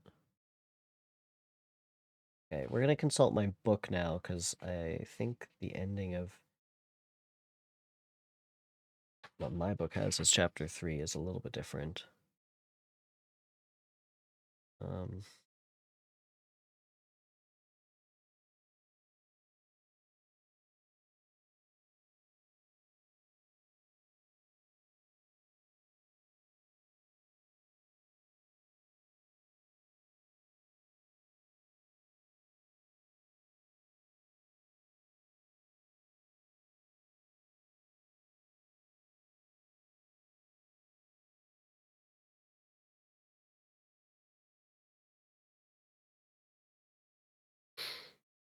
because that's just like, you could just have that with, like, rice, right?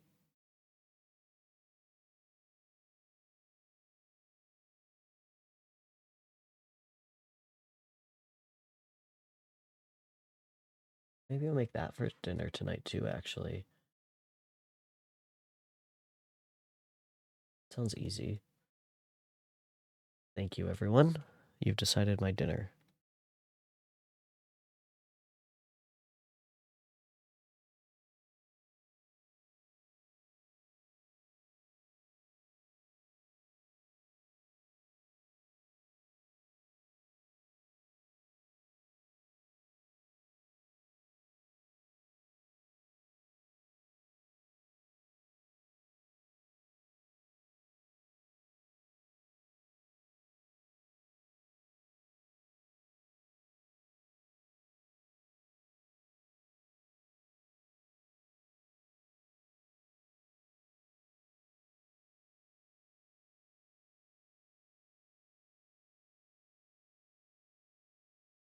Rice or nan? I don't have that on hand, but I do need to go. Do I need to buy? No, I don't think I need to buy anything right now. Oh well, reading stream. I don't know if I mentioned, but while I was making samosas the other day, basically the reason was, um, my coworkers and I love the samosas we get from a place near us, and they're really cheap and they're really good. And so the whole day I'm like, you know what? I'll go home. I'll make samosas. I get home. Jasper's like tattooing someone in the kitchen table. I'm like, well, I guess I will make samosas while there's tattooing going on as well. quite a quite a time. There is a lot of curries. Damn, Jesus.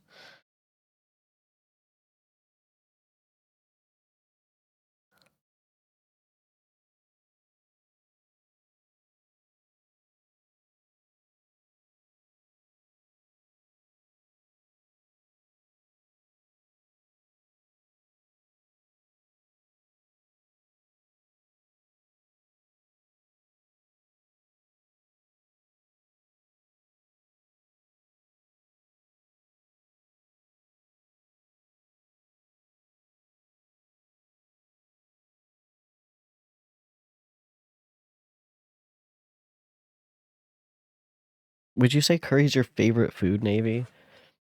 In the same way that people would say like a salad is their favorite food?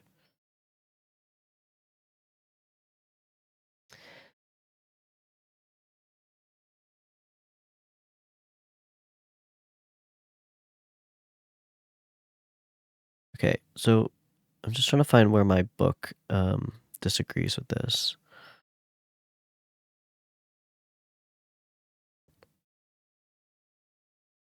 Okay, it's this part.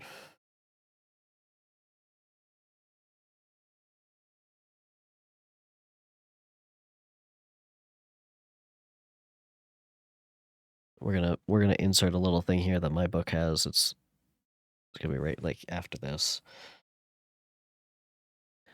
Such were their professor's words. Rather let me say, such the words of the fate announced to destroy me. As he went on, I felt as if my soul were grappling with a palpable enemy. One by one, the various keys were touched which formed the mechanism of my being. Chord after chord was sounded, and soon my mind was filled with one thought, one conception, one purpose. So much has been done, exclaimed the soul of Frankenstein. More, far more will I achieve. Treading in the steps already marked, I will pioneer a new way, explore unknown powers, and unfold to the world the deepest mysteries of creation. I closed not my eyes that night. My internal being was in a state of insurrection and turmoil. I felt that order would thence arise, and I had no power to produce it. By degrees, after the morning's dawn, sleep came. I awoke, and my yesternight's thoughts were as a dream. There only remained a solution to return to my ancient studies and to devote myself to a science for which I believed myself to possess a natural talent. On the same day, I paid Mr. Waldman a visit, and then it's the same one that we just read.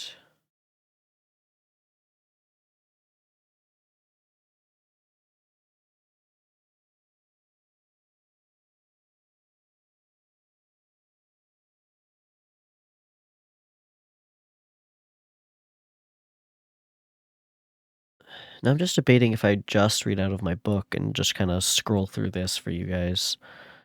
I might just do that. I'm gonna jump back and forth between these. We're gonna get the story either way.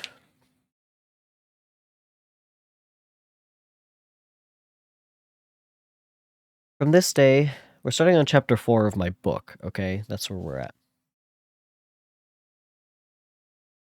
From this day, natural philosophy, and particularly chemistry, in the most comprehensive sense of the term, became nearly my sole occupation. I read with ardor these works, so full of genius and discrimination, which modern inquirers have written on the subjects.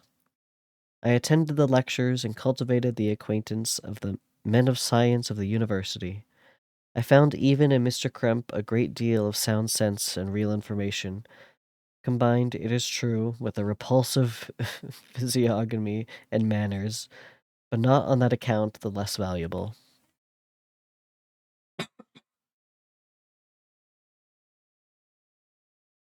In Mr. Waldman, I found a true friend. I think Victor and Holden Caulfield would be friends.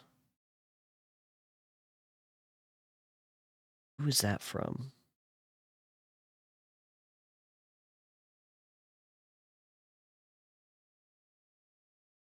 His gentleness was never tinged by dogmatism. Catcher in the Rye. I haven't read Catcher in the Rye, I don't think. No, I haven't.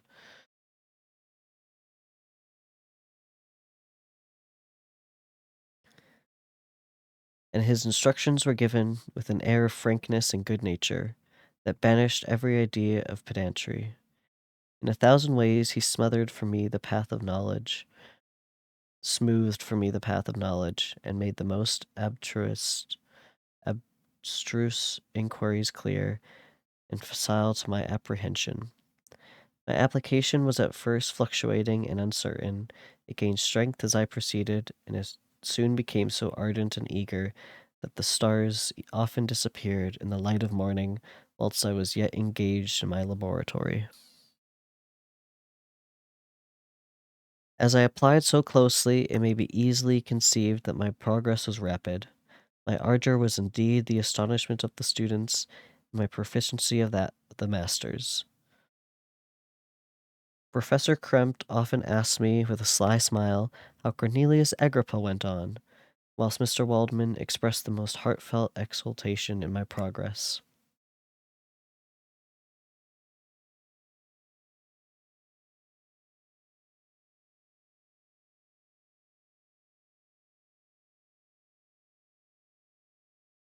Um,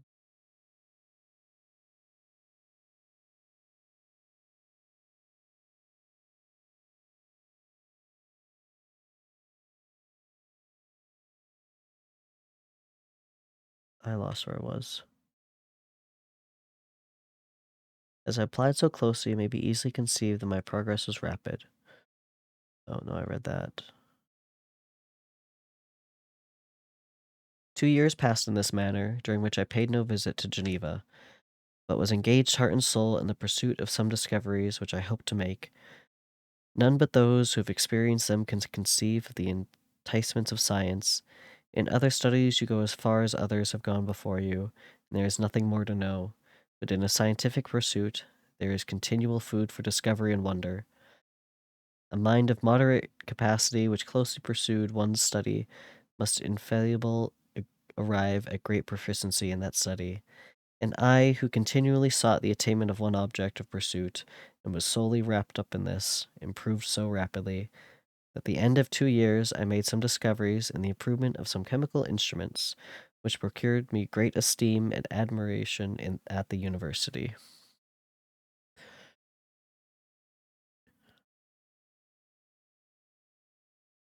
Okay, so we're right there. This footnote just talks about the idea of having a single scientific metaphor is not ideal. Victor knows this well. He is mentored by two complementary, imperfect, and valuable individuals. That is helpful, I think.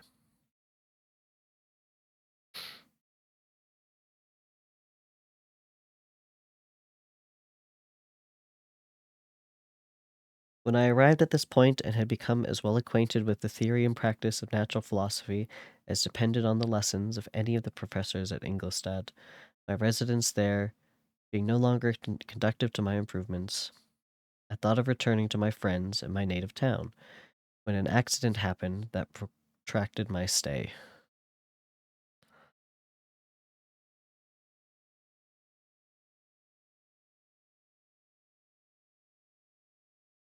One of the phenomena which had peculiarly attracted my attention was the structure of the human frame, and, indeed, any animal endued with life. Whence I often asked myself, did the principle of life proceed? It was a bold question, and one which has ever been considered as a mystery. Yet with how many things are we upon the brink of becoming acquainted, if cowardice or carelessness did not restrain our inquiries. I resolved these circumstances in my mind, and determined thenceforth to apply myself more particularly to those branches of natural philosophy which relate to physiology. Unless I had been animated by an utmost supernatural enthusiasm, my application to this study would have been irksome and almost intolerable. To examine the causes of life, we must first have recourse to death. I became acquainted with the science of anatomy, but this was not sufficient. I must also observe the natural decay and corruption of the human body. In my education, my father had taken the greatest precautions that my mind should be impressed with no supernatural horrors. Uh-oh. Dad says no supernatural horrors. I did not ever remember to have trembled at the tale of superstition, or to have feared the apparition of a spirit. Darkness had no effect on my fancy, and a churchyard was to me merely the receptacle of bodies deprived from life, which from being the seat of beauty and strength had become food for the worm.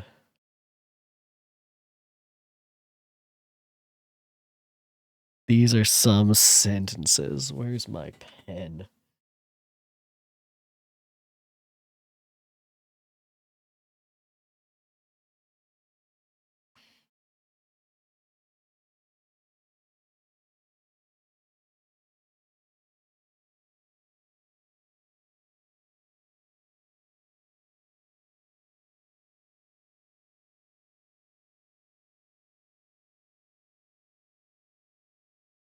Now I was led to examine the cause and progress of this decay, and forced to spend days and nights in vaults and charnel houses. My attention was fixed upon every object the most insupportable to the delicacy of the human feelings. I saw how the fine form of man was degraded and wasted. I beheld the corruption of death succeeded to the blooming cheek of life. I saw how the worm inherited the wonders of the eye and brain. I paused, examining and analyzing all the minutiae of causation, as exemplified in the change from life to death and death to life, until from the midst of this darkness a sudden light broke in upon me, a light so brilliant and wondrous, yet so simple, that while I became dizzy with the immensity of the prospect which it illustrated, I was surprised that among so many men of genius who had directed their inquiries towards the same science, that I alone should be resolved to discover so astonishing a secret.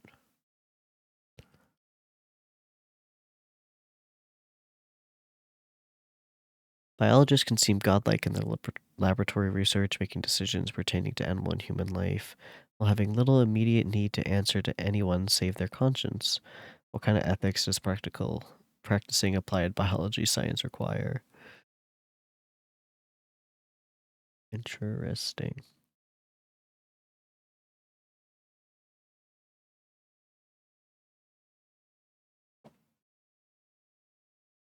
I should have a movie night. After we finish this, we should all watch Victor Frankenstein. I had also found some Frankenstein video games from like the 90s that seemed kind of interesting. Remember, I am not recording the visions of a madman. The sun does not more certainly shine in the heavens than that which I now affirm is true. As in anyone in my Discord server, really.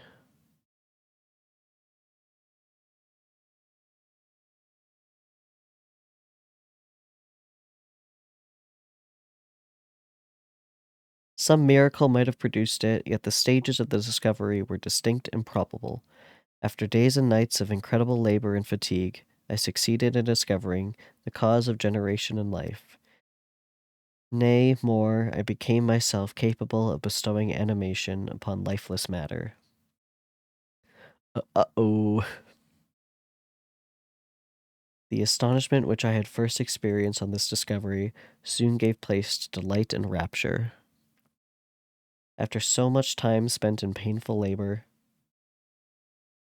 I guess you could say that, to arrive at once at the summit of my desires was the most gratifying consummation of my toils.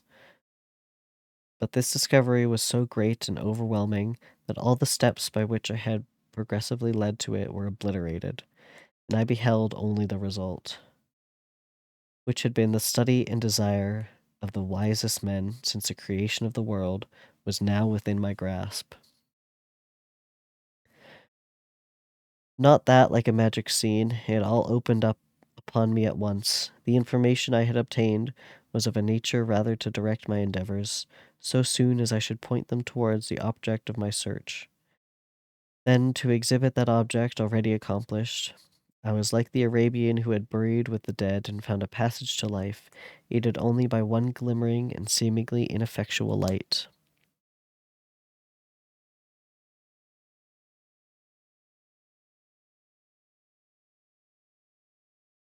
I see by your eagerness and the wonder and hope which your eyes express, my friend, that you expect me to be informed of the secret which with I am acquainted.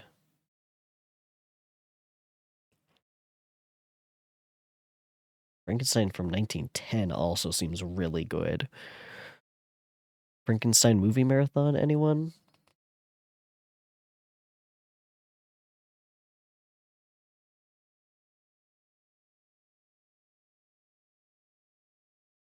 That cannot be. Listen patiently until the end of my story, and you will easily perceive why I am reserved upon that subject.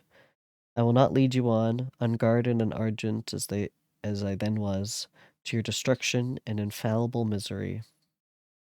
Learn from me, if not by my precepts, at least by my example, how dangerous is the acquirement of knowledge, and how much happier the man is who believes his native town to be the world, than he who aspires to become greater than his nature will allow. When I found so astonishing a power placed within my hands, I hesitated a long time concerning the manner in which I should employ it. Although I possessed the capacity of bestowing animation, yet to prepare a frame for the reception of it, with all its intricacies of fibers, muscles, and veins, still remained a work of inconceivably difficulty and labor.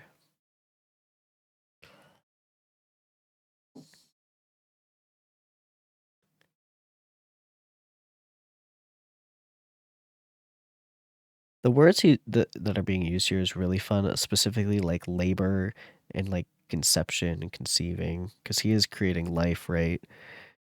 And how else do you do it?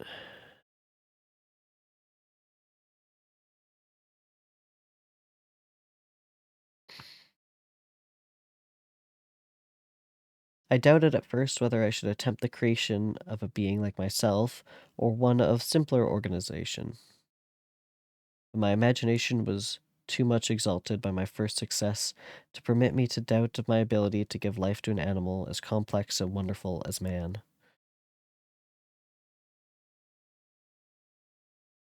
We can definitely have a Frankenstein movie marathon from 1910 and 2015. It's actually very interesting because this book is from about 1810s, watching a movie from 1910 and then going about like 2010s.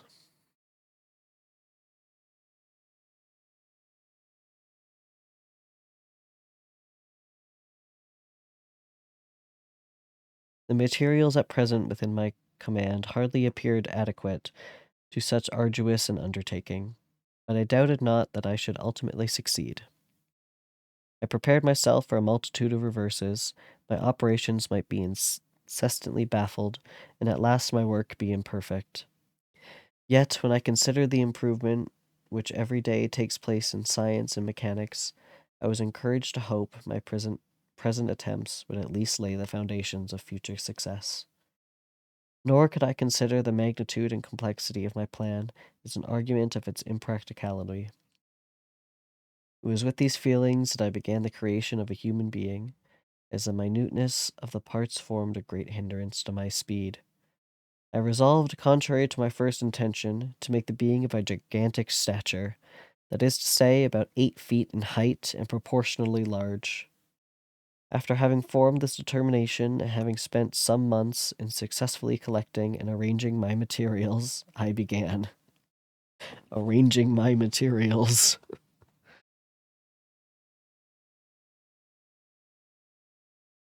Well, if Zircon and you like it, then it must be good.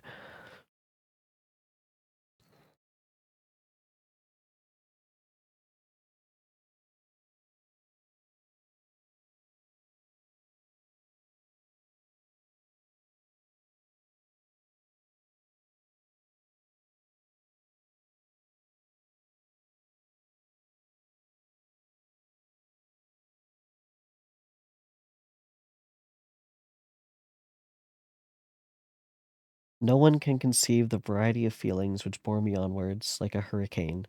In the first enthusiasm of success, life and death appeared to be ideal bounds, which I should first break through and pour a torrent of light into our dark world. A new species would bless me as its creator and source. Many happy and excellent natures would owe their light, their being to me. No father could claim the gratitude of his child so completely as I should deserve theirs.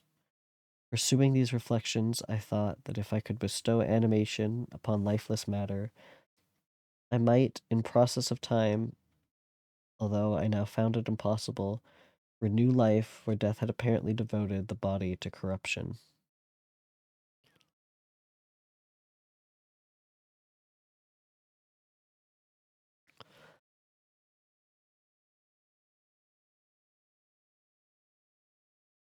There is a notion that scientists become so engrossed in their own pursuits that they forget that they are standing on the shoulders of giants, as Sir Isaac Newton put it, and instead feel overweening pride of ownership in the science that they are studying and in the results of their research.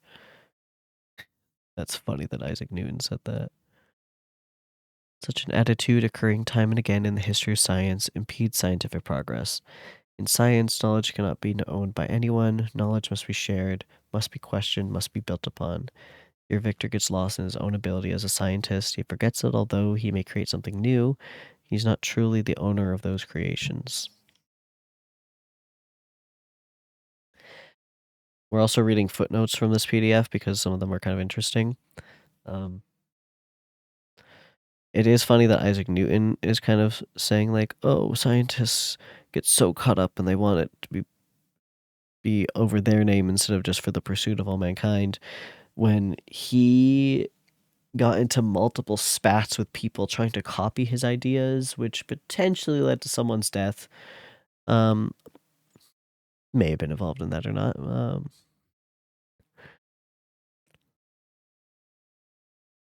The religious language of this passage connects Victor's ambiguous ambitions to a long tradition of humans playing God. In Jewish folklore, for instance, several giant rabbis, great rabbis, are said to have made clay animate, much as Adam was formed from clay, according to biblical legend. These animated clay creatures are known as golems, and they resemble men except for the fact that they are mindlessly obedient. Following orders literally, they inevitably become destructive, revealing their creator's arrogance by showing those creators limited foresight and the perils of hubris. Similar patterns play out in many cautionary tales about technology, such as RUR by Carol Capek and Joseph Capek, 1920, a play in which robots confound the expectations of their builders by becoming violently rebellious. And yet, although we are philosophically attuned to our arrogance, and although hubris is a persistent theme in mythology and literature, the temptation to play God seems only to increase with the increasing power of science and technology. This phenomenon is especially evident in two fields of active research: synthetic biology and artificial intelligence. Central to the agenda of the synthetic biology is a literal desire to create new species. For example, bespoke organisms such as mycoplasmic mycoids with the J. Craig Vanier Institute made in 2010 by inserting a lab assembled genome into a bacterium. The promise of synthetic biology is total genetic control of organisms that can bless us with new foods, drugs, and fuels. The peril is that the future behavior of such bespoke organism, like that of the Capex robots, cannot be completely predicted. AI is arguably even more hubristic and perilous because of the potential for machine intelligence to exceed or be incomprehensible by human intelligence. From a superhuman AI's perspective, arrogant Homo sapiens might be deemed as dangerously irrational as Victor's creature or golems.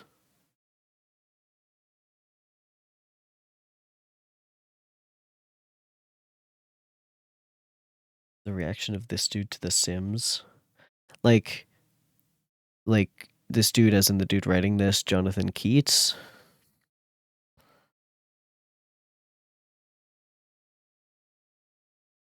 Yeah, I've got a copy of the book physically and also this PDF that we're reading from. I am interested now in this play.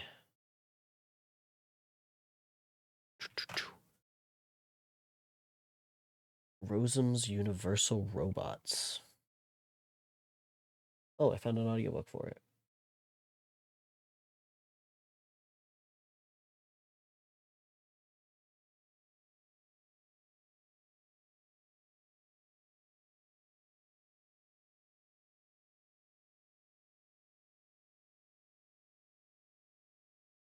Is this in English? Yes, it is. I do think reading plays would be fun too. I love plays. Keeping that in my notes.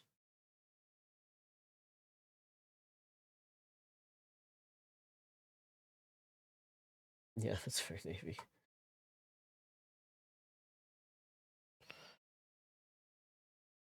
I do think bringing on other people to help voice plays would be very fun, though.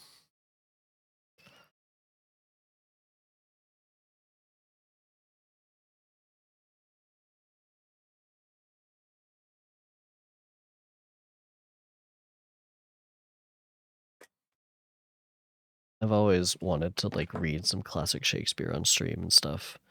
I loved reading that in classes. Um,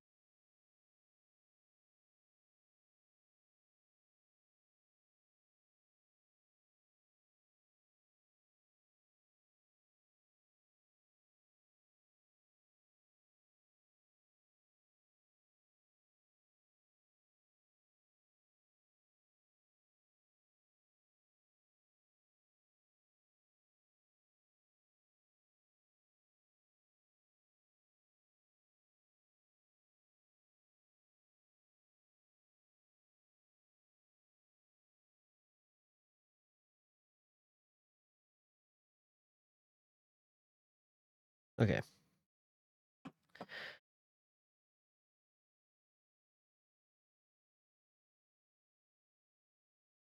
feel like I've brought up when I like the first year of streaming, so quite a bit ago, the idea of reading Shakespeare on stream. I think we had this discussion.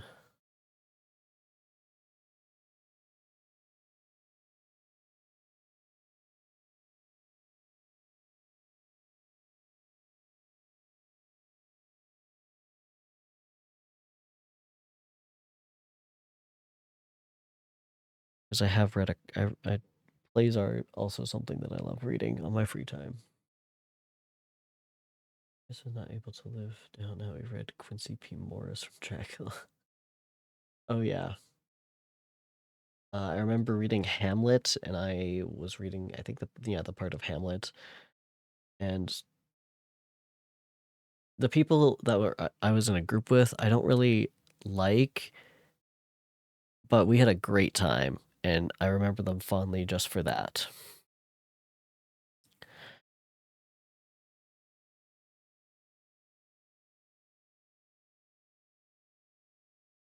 I actually recently I was going through. I keep all the cards that people give me, like Christmas cards, birthday cards.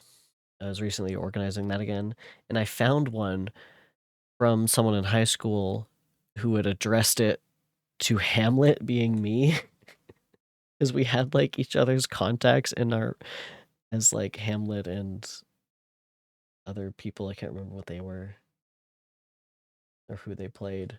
Um, a Hamlet movie is also great. I think Hamlet looks like Jared Way.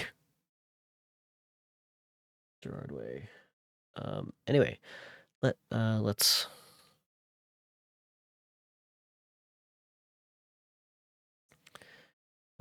where I was I in arranging materials I began. That's where I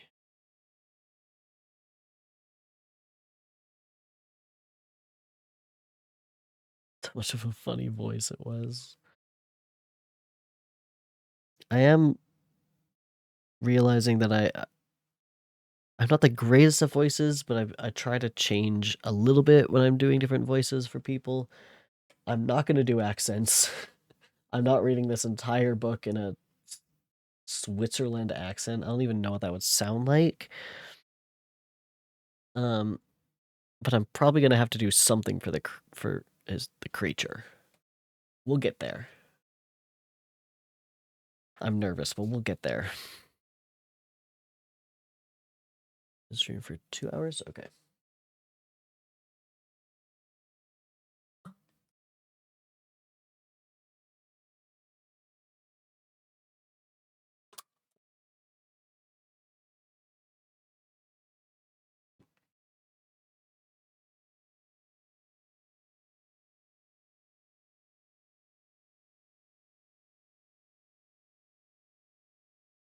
This is true, but I would imagine that sailor,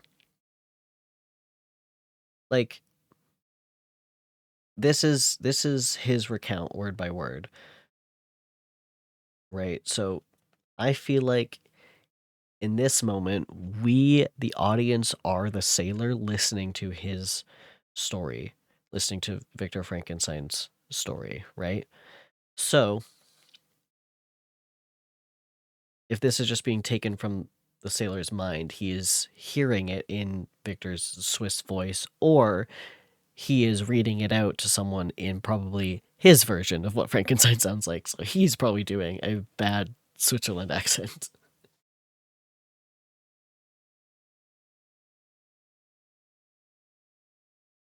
I guess they're just letters, but either way, it's still Victor's voice saying these things. So you wouldn't really say it in, even if they're letters, you wouldn't really say it in the sailor's voice. It would still be Victor's voice. They're just making its way to a letter format.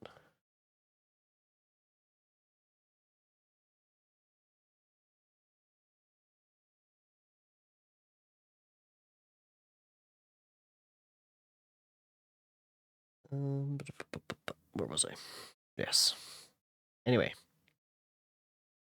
does that make sense of how I'm viewing this? Doesn't matter.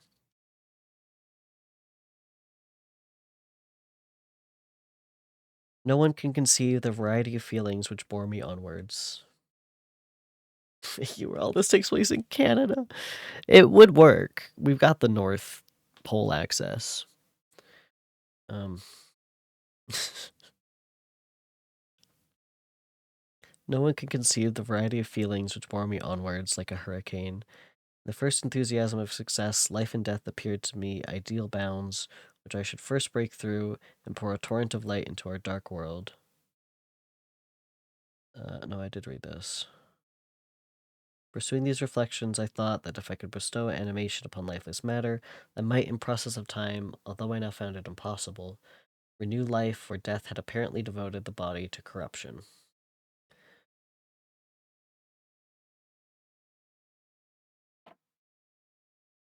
I mean, a foreign man just translate to him being from Quebec. I am also not doing a Quebec accent. God, can you imagine XQC reading Frankenstein on stream?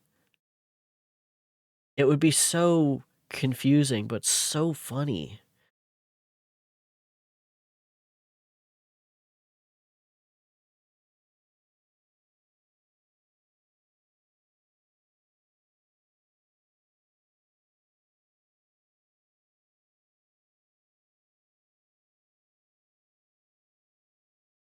These thoughts supported my spirits while I pursued my undertaking with unremitting ardor. My cheek had grown pale with study, and my person had become emaciated with confinement. Sometimes on the very brink of certainty I failed, yet still I clung to the hope which the next day or the next hour might realize. One secret which I alone possessed was the hope to which I had dedicated myself, and the moon gazed on my midnight labors, while with unrelaxed and breathless eagerness I pursued nature to her hiding places. Also, I'm just now remembering the Frankenstein robot guy from Red Dead, who was technically in what, late 1700s, so would have been a little bit before this, 20, 30 years or so. Victor here implies flesh and blood immortality because the universe inherently and automatically renews life from death. All life on Earth depends on things cyclically dying as other things, including humans, procreate, love, flourish, and eventually die as the cycle continues. Victor, due to the very emotional personal experience of having a person he loves pass into death, desires that humans need not have to die, and hence is driven to seek the secret to life regeneration.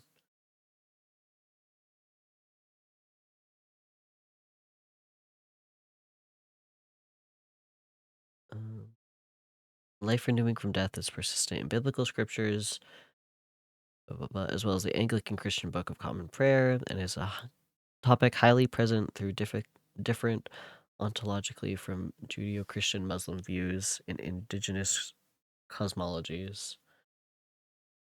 There is a lot of footprints. I thought Red Dead was set in 17. Am I just wrong?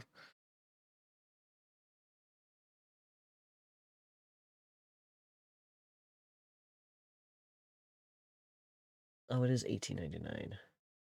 Why was I thinking of, why was, never mind. That's weird. I was thinking it was like 1799.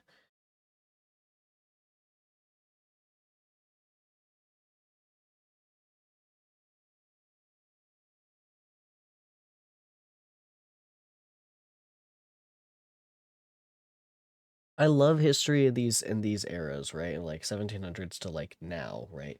But it is, they get very muddled in my mind, and I want them to be not as muddled. I try so hard.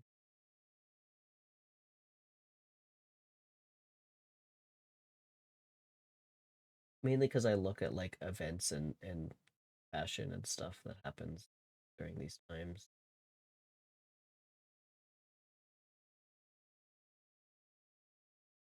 It is crazy to imagine Red Dead still in 1907, which is where it ends.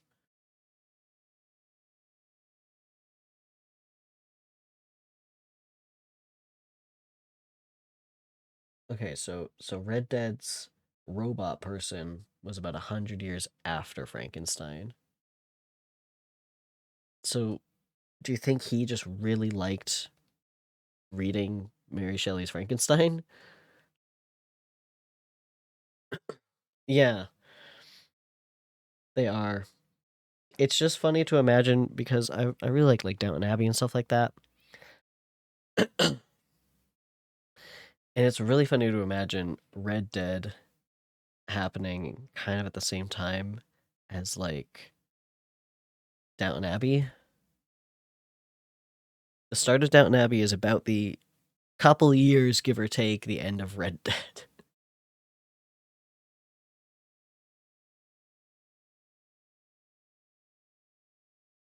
So this when does Bridgerton is 18 like early 1800s, right? I think.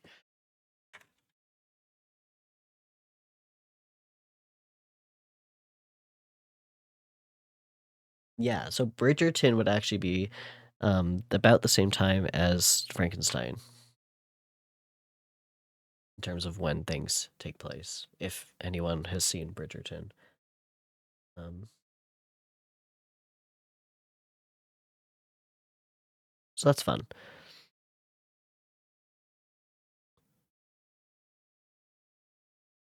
Um,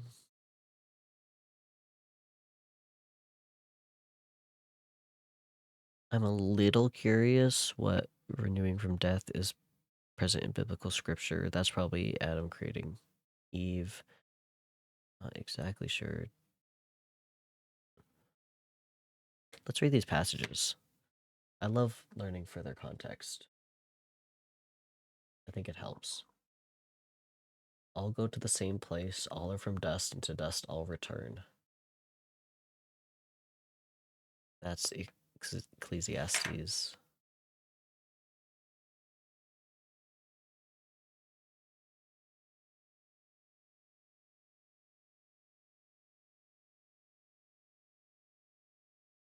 Job 3:19. He hath cast me into the mire, and I am become like dust and ashes.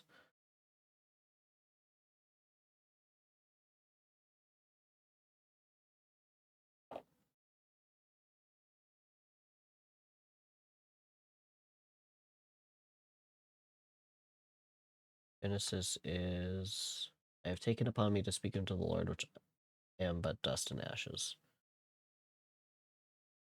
Interesting choices there.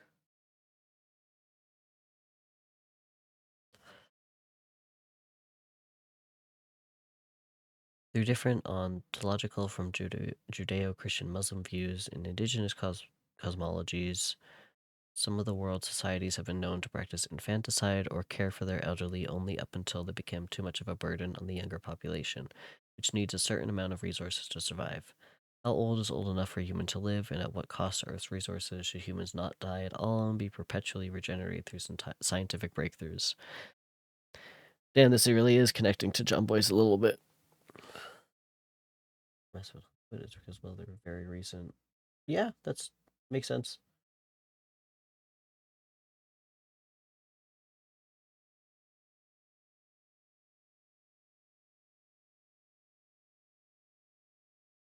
It's just funny when the ideas of cowboys seem so far away, but then you still have people doing the same shit. Like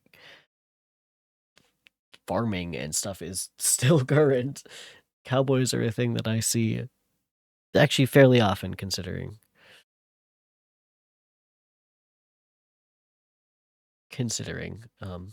Canada, I guess. Anyway, Victor articulates a set of hypothesized or imagined consequences for his research should it succeed, including the conquering of death and the creation of a race of beings who would worship him. These imaginaries are fictions that follow reasonably but not necessarily from success in his research. Perhaps at this point, Victor might have explored what fictions might reasonably but not necessarily follow from failure or from a different or incomplete kind of success. Victor chooses to conduct his experiments with life in secret. He isolates himself with friends, family, and colleagues at his university. The isolation is both geographical and social. During the period of feverish research and creation, he doesn't exchange correspondence or share his ideas with anyone.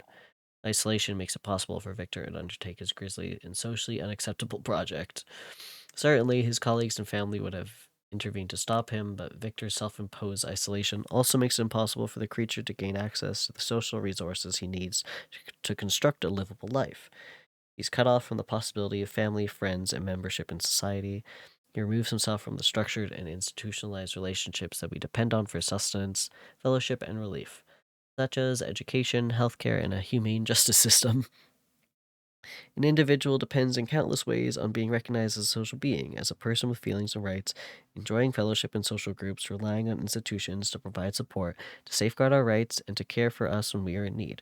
Victor's decision to conduct his work in isolation and his abandonment of the creature at birth makes it impossible for the creature ever to actually achieve social legibility to participate functionally in society.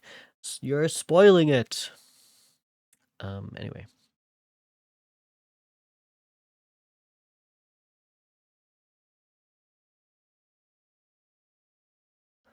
Also, I gotta read a Western. Let's just read chronological stuff. Anything that is posted after Frankenstein will be read next or published.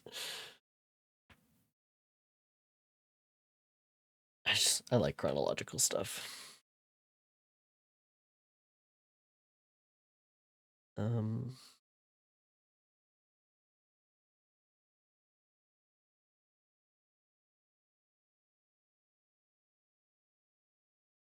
yes. Well, I mean not really because he is barely an adequate example of a mother and doesn't do any homeschooling. He's abandoned just fully, right? Like it's not like he went I'm going to cut him off from society. He went I'm going to ignore this guy, right? Like isn't that how it goes? We'll get there, I guess.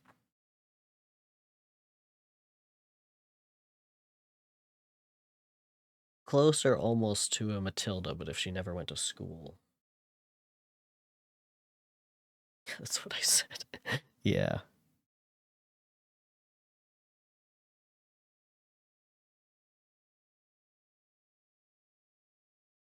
Which is interesting because realistically, Victor was more or less homeschooled until he went to university.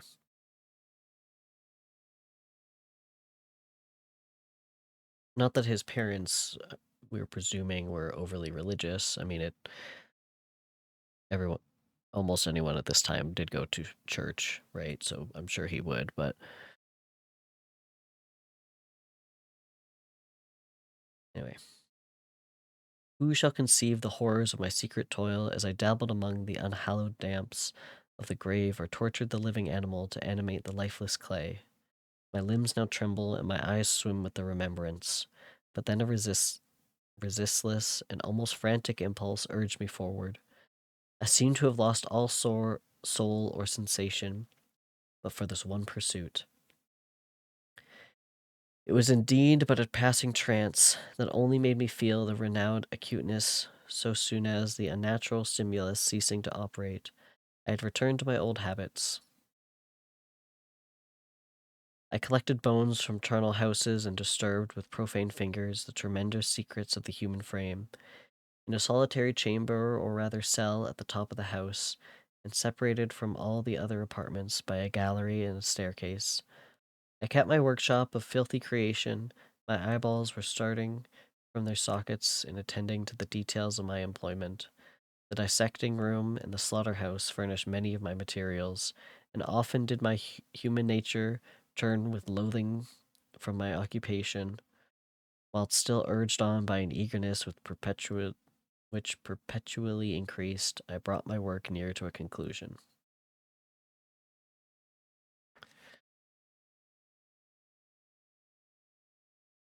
Victor's grave robbing and torture of animals raise the following questions. Do the ends ever justify the means in research or in other areas? If useful data can be gathered through unethical means, should they be? And if such data are so gathered, ought they to form part of the evidence base of science? Yeah. Of course, the ends don't ever depend. It depends. The ends don't ever exactly justify the means, right? But I think we're also in a place in society where a lot of people do donate ethically their bodies to science. I saw a TikTok of this girl who had cancer, and it was a very rare form of cancer, and she lost her arm to it. She had a funeral for that arm, which one very fun. I think it's very cool to see that, honestly. She had like called the funeral house that was storing her arm because she had to have it amputated, and she's like, "Can I see it one last time for like closure and also like to have like a funeral?" They hosted this funeral. Um, because like of course there's a lot of emotions when you lose a body part like that, right? Like there's a lot there, right? But then also this arm was then sent off to study. Um, because they're like, well, one, she doesn't want this coming back in any of her other limbs, obviously, and also like if we can stop it in other people because it was a very rare form of cancer or something. I think that TikTok brought up a lot of interesting points that this is also kind of touching on. Um, yeah. Victor here expresses pangs of conscience as he reflects on his singular goal of animating life. To what extent he sees his conscience as a reliable guide is not clear. From the end, he continues his activities despite these reservations. A sharp emotional reaction of loathing cannot overcome his intense drive, his eagerness to complete his task of animating life. Here, the novel gives expression to the tension between emotional, moral, significant reactions and humans' desire and drive. Yeah.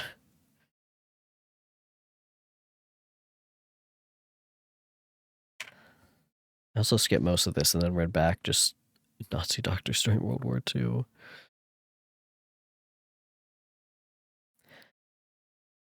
Like, do the ends justify the means? I don't even think any end to war justifies the means of having a war. Stuff like dudes.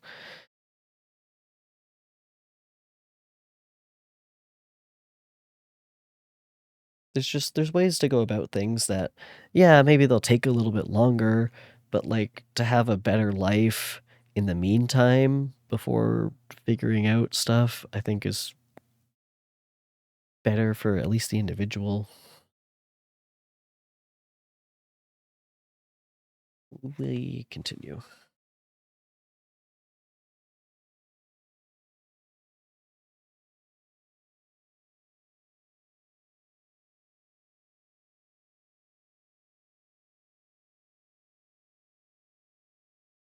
Yeah. I brought my work near to a conclusion. The summer months passed while I was thus engaged, heart and soul, in one pursuit. It was the most beautiful season. Never did the fields bestow a more plentiful harvest, or the vines yield a more luxuriant vintage. But my eyes were insensible to the charms of nature. The same feelings which made me neglect the scenes around me caused me also to forget those friends who were so many miles absent, and whom I had not seen for so long a time. I knew my silence disquieted them, and I well remembered the words of my father. I know that while you are pleased with yourself, you will think of us with affection, and we shall hear regularly from you. You must pardon me if I regard any interruption in your correspondence as a proof that your other duties are equally neglected. Curry done. What type of curry did you make?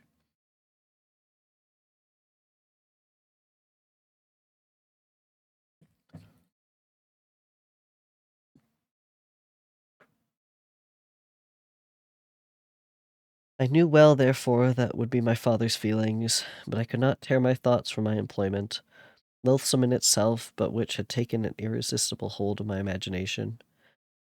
I wished, as it were, to procrastinate all that related to my feeling of affection until the great object, which swallowed up every habit of my nature, should be completed.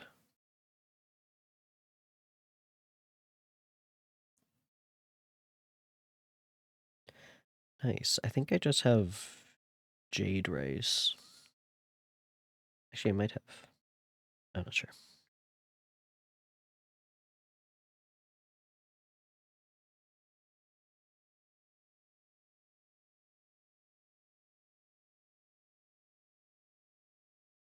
I wished, as it were, to procrastinate all that relating to my feeling of affection until the great object which swallowed up my every habit of my nature should be completed. Okay, no, I read that.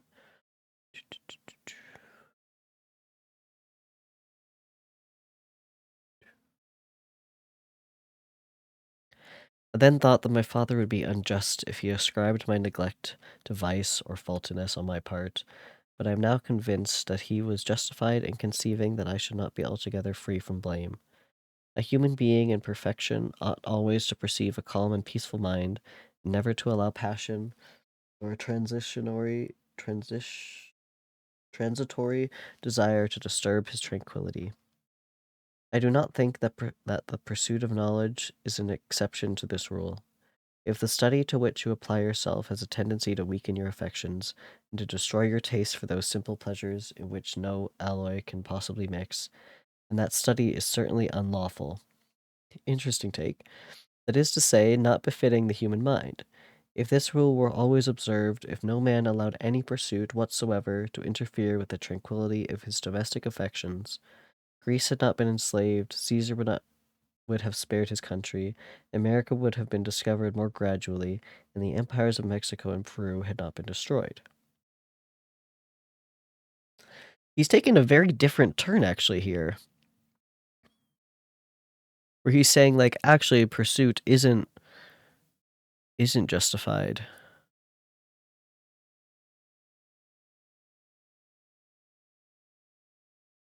The study to which you applied yourself has a tendency to weaken your affection and to destroy your taste in simple pleasures.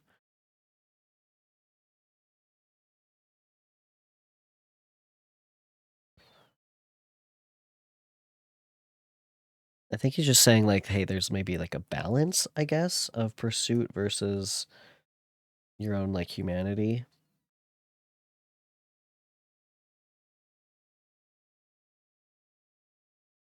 Because the things he's saying is like, well, if people weren't so bent on pursuit, the examples he's given aren't like negatives.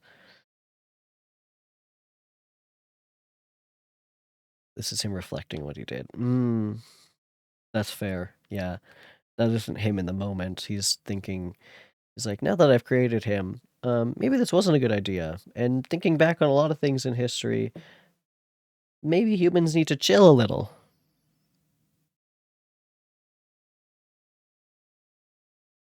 Because, yeah, that's kind of what I was saying. Like, at least that's kind of my thought. America would have been discovered more gradually. Still, it would have been discovered eventually, which isn't like a bad thing. Like, whatever, humans have all the time in the world. Well, as much as we would think. The empires of Mexico and Peru had not been destroyed. Like, that seems like a pretty big kind of plus to those, to everyone who lived in Mexico and Peru, just for the gain of discovering America a little bit later. Yeah, we're using discovered in quotes, of course.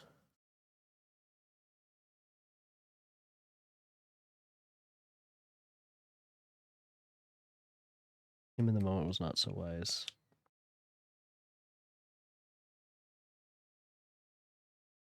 Yeah, he's saying if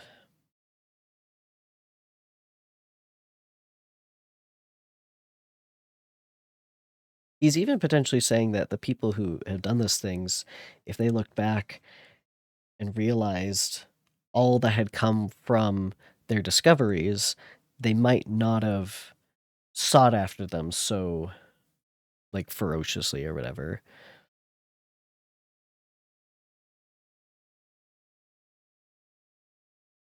Like he's discovering that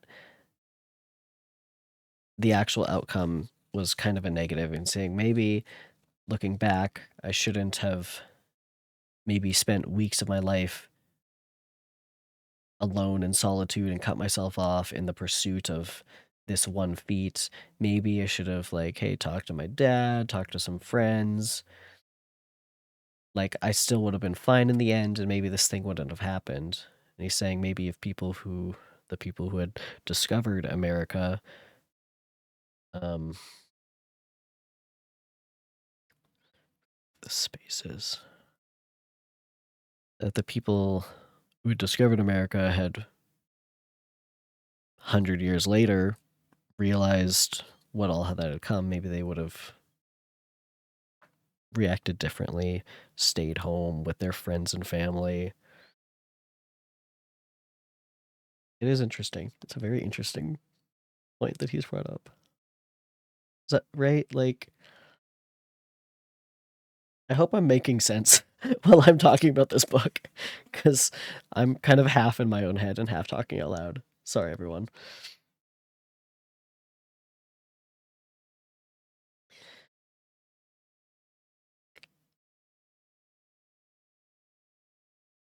But I forget that I am moralizing in the most interesting part of my tale, and your looks remind me to proceed.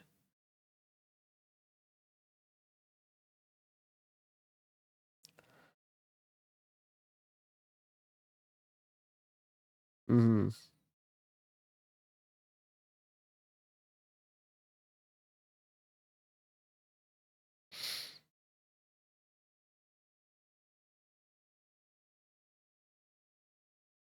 It's one of those where it's like, I'm not saying this is the right answer.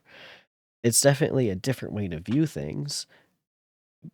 It's all butterfly effect, right? Like, who knows? And it's all like in hindsight. This is all about hindsight. It's a hypothetical. Um, my father made no reproach in his letters and only took notice of my silence by inquiring into my occupations more particularly than before. Winter, spring, and summer passed away during my labors. Oh, months have passed. But I did not watch the blossom or the expanding leaves, sights which before always yielded me supreme delight. So deeply was I engrossed in my occupation, the leaves of that year had withered before my work drew to a close. And now every day showed me more plainly how well I had succeeded. My enthusiasm was checked by my anxiety, and I appeared rather like one doomed by slavery to toil in the mines, or any other unwholesome trade than an artist occupied by his favorite employment. So he's viewing himself more as an artist, but he feels not quite like an artist, I guess. Every night I was oppressed by a slow fever, and I became nervous to a most painful degree. The fall of a leaf startled me, and I shunned my fellow creatures as if I had been guilty of a crime. Sometimes I grew alarmed at the wreck I perceived that I had become. The energy of my purpose alone sustained me. My labors would soon end, and I believed that exercise and amusement would then drive away any incipient disease, and I promised myself both of these when my creation should be complete. She's talking more of like that artist hyperfixation. Doorbell? 1 second. I think I know what that is. But...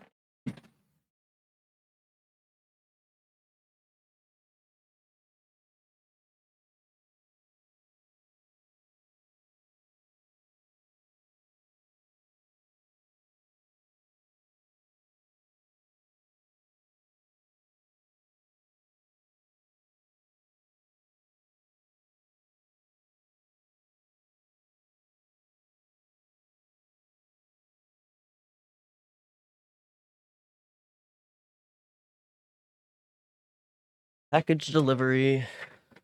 He deprived himself of the maintenance level of joy and fulfillment, was surprised when he was driven to heinous deeds. Real. Let's open this package. Unboxing time.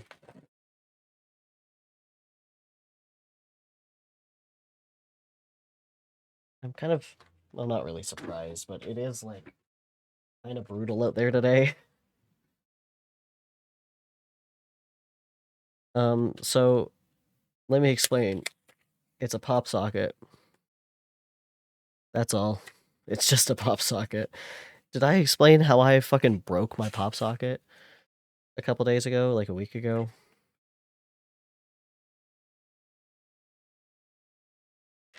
I was holding my phone in my hand, as you do with your phone and your hands and pop sockets, and I was getting my laundry out um, of the dryer, and somehow my hand was still my phone was still in my hand as I did this.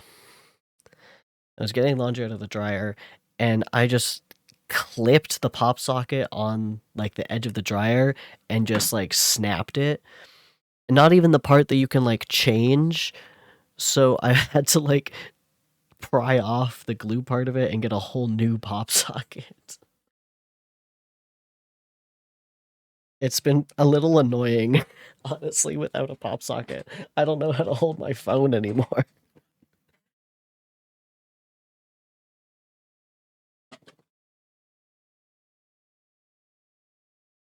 It's a space themed pop socket because my case is also space themed.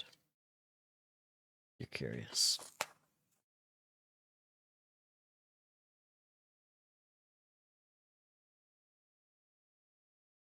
It actually is mainly, it's very multicolorful.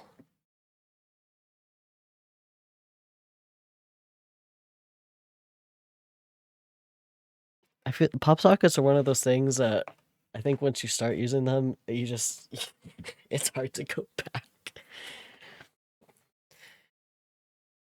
Simply, Navy, you know how phones are getting bigger now for some reason. Um, it's hard to hold them, and I have very small hands. This camera working? Oh, here, I can show you. Here's my phone. Here's the pop socket.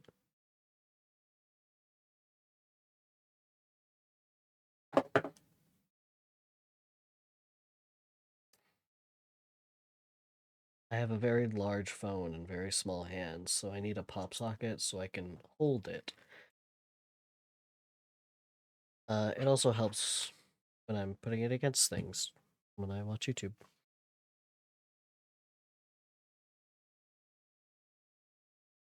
Avoiding balancing my phone on my pinky finger.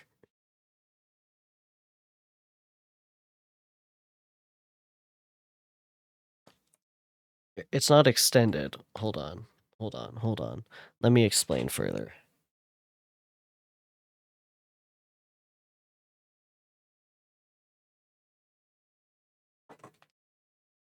Okay. Ugh.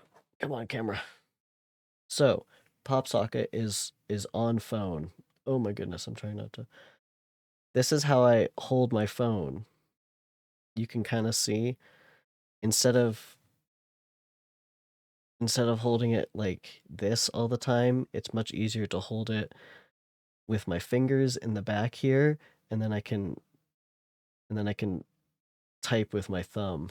Does that make sense? And then it can stand like this on its own. Look at that. Instead of flat.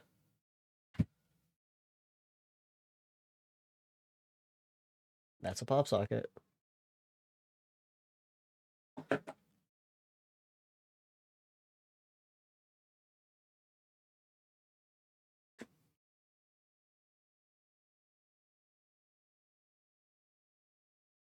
It's like I mean, it's not like a necessary thing, but it is nice to have.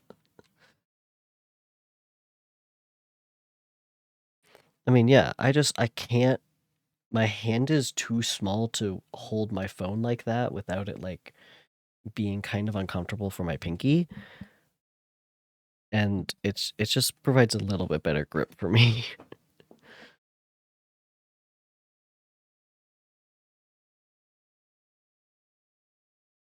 It is basically just a thing that you can grip with, so it's kind of more reliant on my ring finger when I normally hold my phone.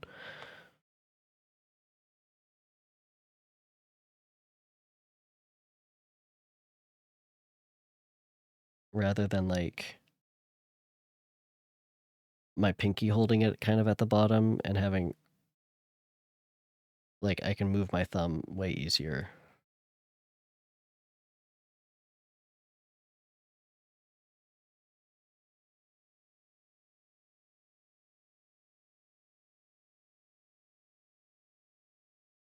Whoops.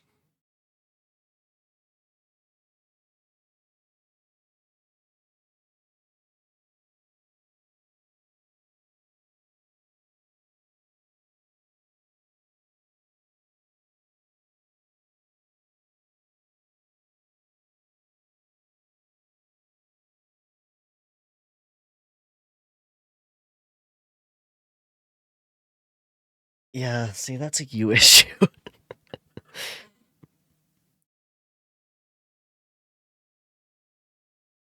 I've been playing Rock Band recently. Did I mention I got a Rock Band guitar for Christmas? Did I mention this at all on stream? I have a Rock Band guitar now instead of just the Guitar Hero ones. I'm more of a fan of Rock Band. Um, one because the buttons, like, you can slide your hand along them a bit better. Guitar Heroes are like out more, and so you have to like. It's different. It's different. Um, Rock Band guitar, at least the one I have, also has the little part on the bottom of the guitar for small hands and children.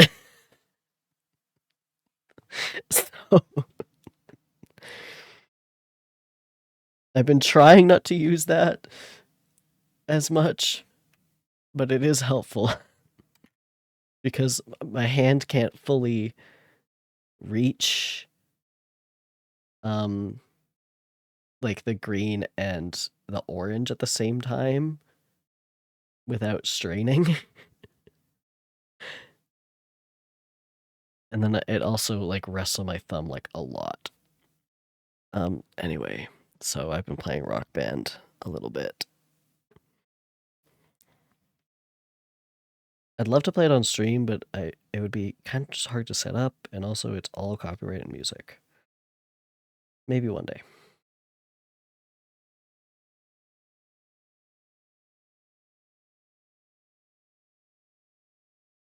Did I finish reading this chapter? Yes, I did.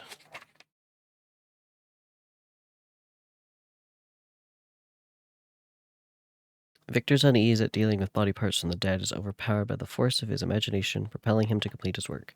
The relationship between imagination, creativity, and conventional views, expressed in this case as strongly negative emotions, recurs through this novel. In sticking with his project, Victor overcomes his own feelings and dismisses his father's. At hand is the question of to what extent feelings express what accuracy, what ought to be done morally.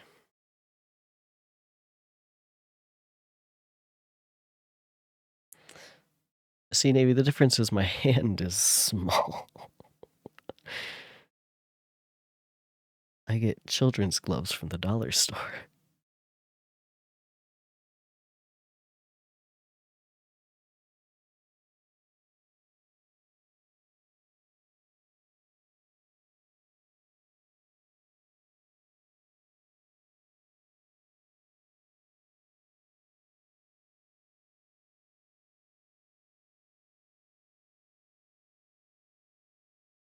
I cube all day. Yeah,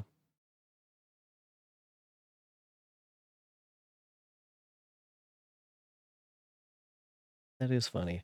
I've learned ukulele a bit. I mainly learned piano, which I've also learned. Rock Band 3 has a keyboard. I want that so bad.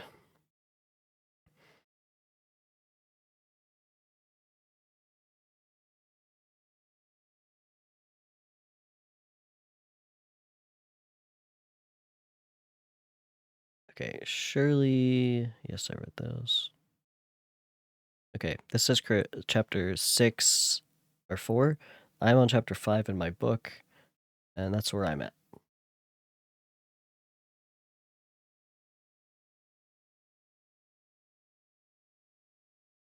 There's a reason you play drums. Ooh. Do you play Rock Band on drums then mainly? I miss the drums because my dad had the Rock Band drum set.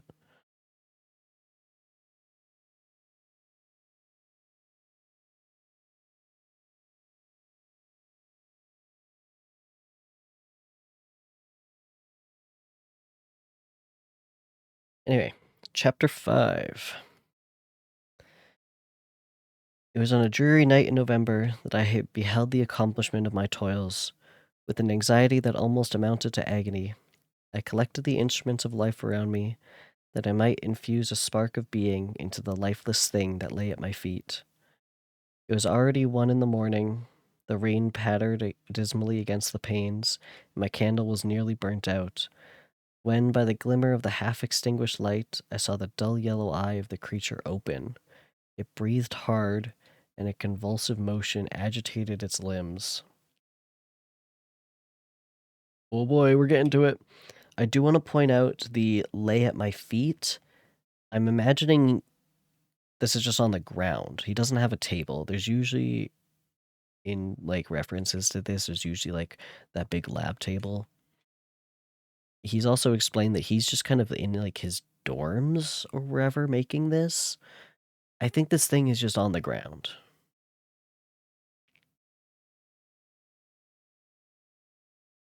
Mary refers to a spark that animates Victor's creature, bringing him to life. This reference alludes to the use of electricity to reanimate the body, a relatively new idea at the time of this novel's publication.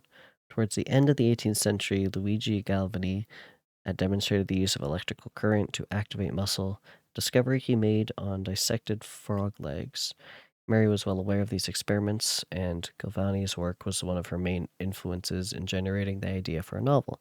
Furthermore, these principles have endured in medicine. Today, electric stimulus is used to aid millions of human bodies, with everything from defibrillators and pacemakers to partial treatments for paralysis and systems that link prosthetic limbs and cameras to the brain. Very cool stuff, honestly. Electricity is crazy.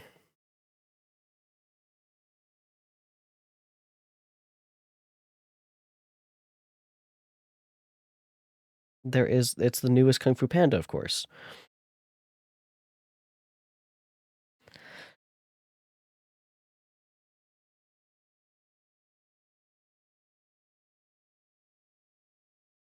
Emotions again serve to express assessments.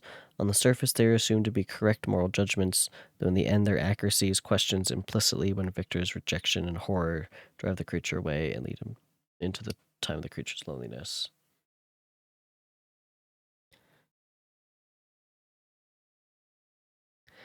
How could I describe my emotions at this catastrophe, or how delineate the wretch whom with such infinite pains and care I have endeavored to form?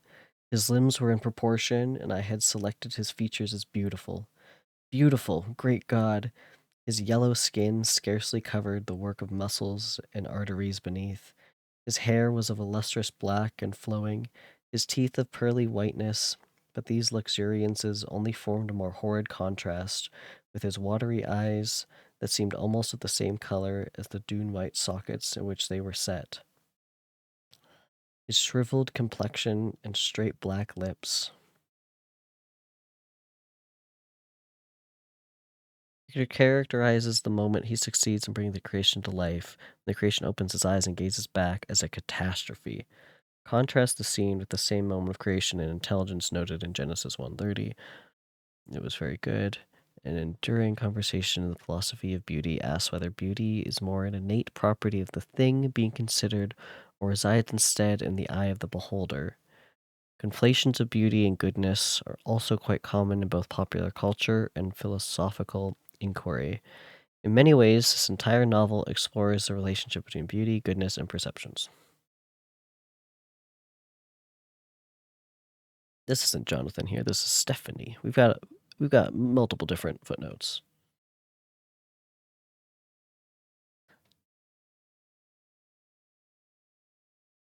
Outwardly, perceptions of beauty or the lack thereof influence how others understand the creature and whether they perceive his actions as good or evil. Imagine how the story would unfold if Victor were instead to have looked upon his creature at this very moment and felt that it was very good. And this scene is given in the novel. Victor looks for himself in the creature's eyes and finds someone else. Well, have fun watching Kung Fu Panda 4. I haven't seen it.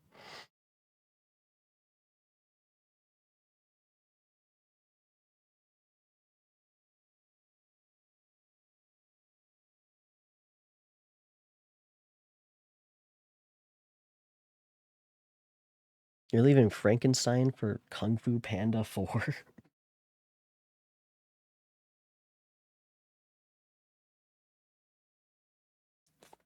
Fun description, though.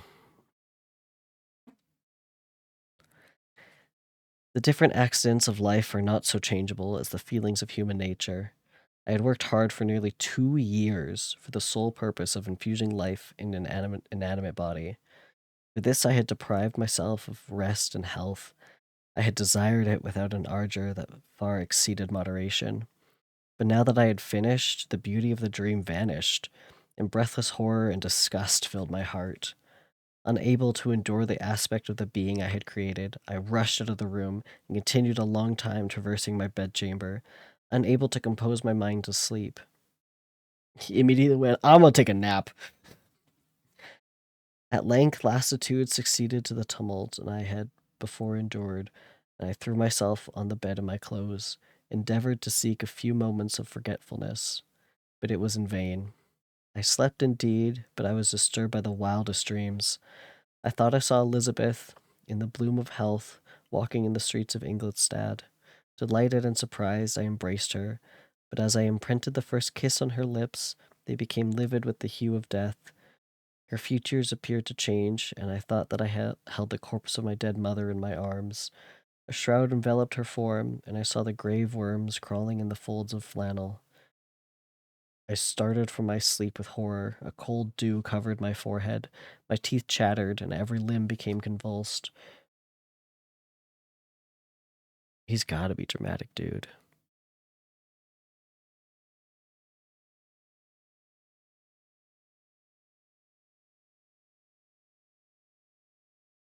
When, by the dim and yellow light of the moon, as it forced its way through the window shutters, I beheld the wretch, the miserable monster whom I am created.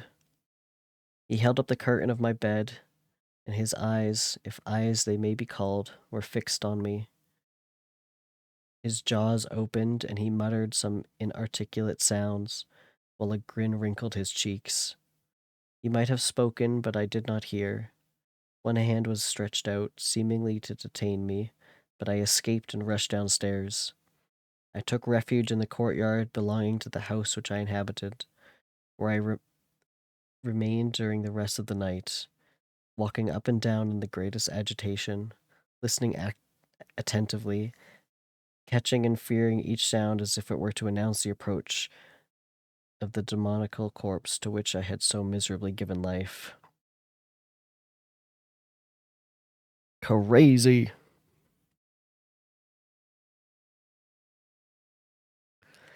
Victor constantly equates life with animation. Does animacy provide life, or is that... Oh, we're having a what is life conversation here. Is that function served by the metaphysical soul, perpetually found within active human bodies? Within Judeo-Christian Muslim religions, it is a sacred soul placed within the human body during fetal developments by a divine God that makes life different in humans from other animals. Non-human animals are treated differently from humans in Western society, whereas many non-Western societies do not make a striking difference from human to animal to plant. For Western humans, the divine soul is what makes life sacrosanct, but non-human animal life is typically not as important. Is Victor playing God in his laboratory research, trying to infuse life or the spark of a soul within a human body composed of inactive tissue? When is the soul present in humans, if at all? Is soul matter inherent to human tissue, a conception, and therefore present in stem cells? Dude, I don't know.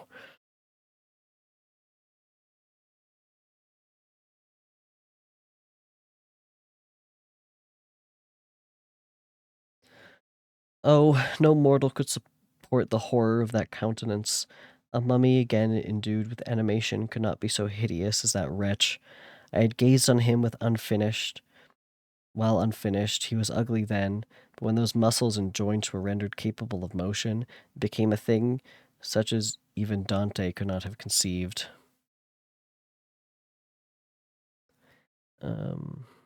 This is just talking about mummies. I don't think we need to. It's there if you want to read it, but.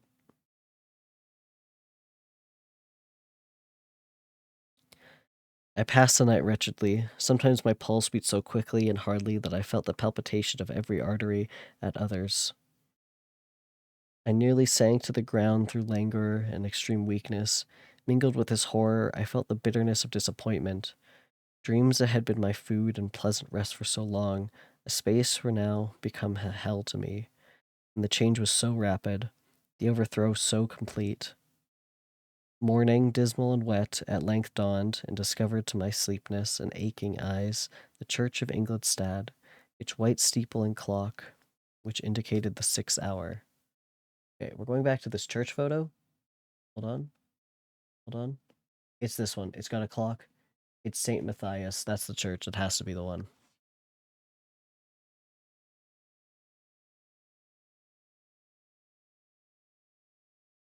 The porter opened the gates of the court, which had that night been my asylum, and I issued into the streets, pacing them with quick steps, as if I sought to avoid the wretch whom I feared every turning of the street would present to my view. I did not dare return to the apartment which I inhabited, but felt impelled to hurry on, although drenched by the rain which poured from a black and comfortless sky. Oh, Max, you may have missed it. I was trying to figure out which exact church it mentions when he arrives um, to the city. It's this one. It's Saint Matthaus. The book describes it as being white. Obviously, this is a photo 200 years later. The inside's very white. It is the oldest church, I think, in Ingolstadt. Ingolstadt. It was between that one or St. Moritz. We were kind of just looking at these because they look sick as hell. Love to visit. There's also the Basilica. Where's the Basilica?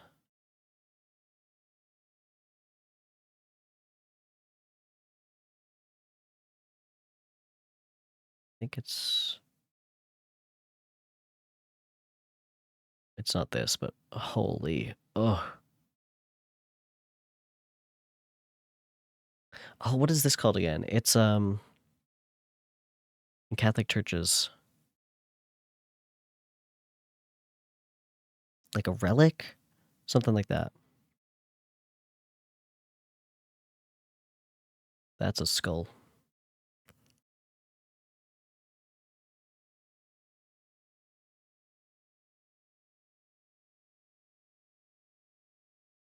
That's crazy.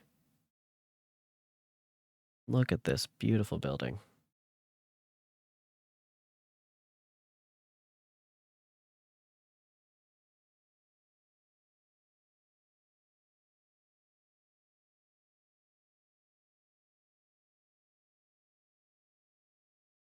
Black and comfortless sky. I continued walking in this manner for some time, endeavoring by bodily exercise to ease the load that weighed upon my mind. I traversed the streets without any clear conception of where I was or what I was doing. My heart palpitated in the sickness of fear, and I hurried on with irregular steps, not daring to look about me.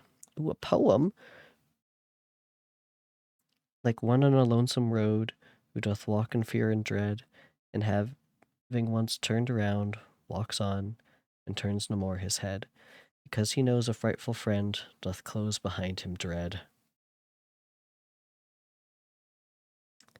It is understandable that Victor would experience feelings of fear and awe after realizing he successfully created life. Especially given the strength and power of his creation, however, abandoning and then avoiding the wretch because of his fear means he was also taking responsibility for his creature's life and suffering. Victor's avoidance does not lead to the protection of him and his loved ones, but it intensifies the creature's anguish and destructive behavior. This poem is Coleridge's Ancient Mariner. Interesting.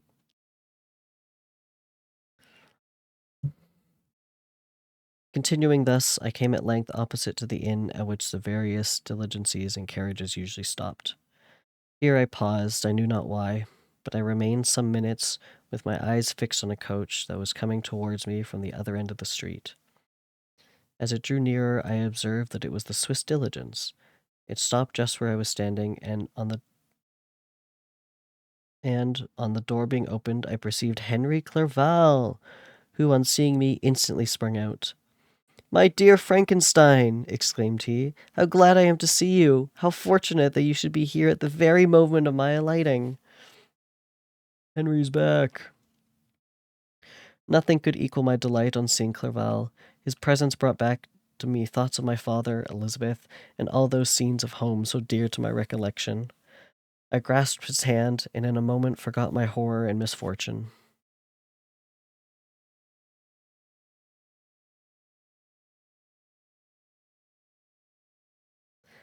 I felt suddenly, and for the first time during many months, calm and serene joy. I welcomed my friend, therefore, in the most cordial manner, and we walked towards my college. Clerval continued talking for some time about our mutual friends and his own good fortune in being permitted to come to Ingolstadt. "You may easily believe," said he, "how great was the difficulty to persuade my father that all necessary knowledge was not comprised of the noble art of bookkeeping, and indeed I believe I left him incredulous to the last, for his constant answer to my unwavering entreaties was the same as that to the Dutch schoolmaster in the Vicar of Wakefield. 'I have 10,000 florins a year without Greek, I eat heartily without Greek.' But his affection for me at length overcame his dislike of learning, and he has permitted me to undertake a voyage of discovery to the land of knowledge.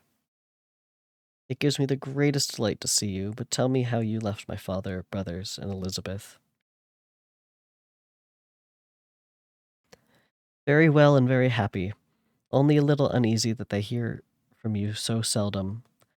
By the by, I mean to lecture you a little upon account of myself. But, my dear Frankenstein," continued he, stopping short and gazing full in my face, "I did not before remark how very ill you appear, so thin and pale, and look as you've been watching for several nights." Yeah. "You have guessed right. I have lately been so deeply engaged in one occupation that I have not allowed myself sufficient rest, as you see, but I sincerely hope, that all these employments are now at an end, and that I am at length free." I trembled excessively. I could not endure to think of, and far less to allude to, the occurrences of the preceding night. I walked with a quick pace, and we soon arrived at my college. I then reflected, and the thought made me shiver, that the creature whom I had left in my apartment might still be there, alive and walking about. I dreaded to behold this monster, but I feared still more that Henry should see him. Entreating him, therefore, to remain a few minutes at the bottom of the stairs, I darted up towards my own room. My hand was already on the lock of the door before I recollected myself. I then paused, and a cold shiver came over me. I threw the door forcibly open, as children are accustomed to do when they expect a spectre to stand in waiting for them on the other side, but nothing appeared. I stepped fearfully in. The apartment was empty, and my bedroom was also freed from its hideous guest. I could hardly believe that so great a good fortune could have befallen me. When I became assured that my enemy had indeed fled, I clapped my hands for joy and ran down to Clerval. We ascended into my room, and the servant presently brought breakfast, but I was unable to contain myself. This man would not cook for himself. This man would have died of starvation if he did not have a servant.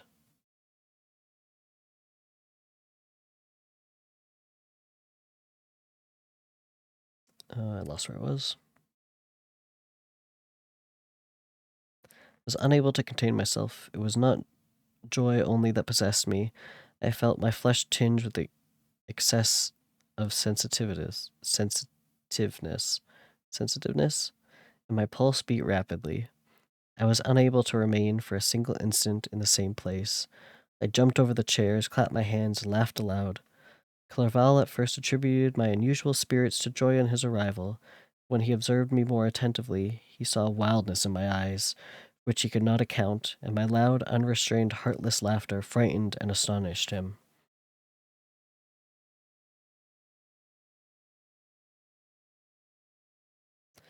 "My dear Victor," cried he, "what for God's sake is the matter? Do not laugh in that manner. How ill you are!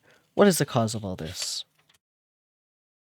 "Do not ask me," cried I, putting my hands before his eyes, for I thought I saw the dreaded spectre glide into the room. "He can tell! Oh, save me! Save me!" I imagined that the monster seized me. I struggled ferociously and fell down in a fit. Poor Clerval! Well, must he have been his feelings?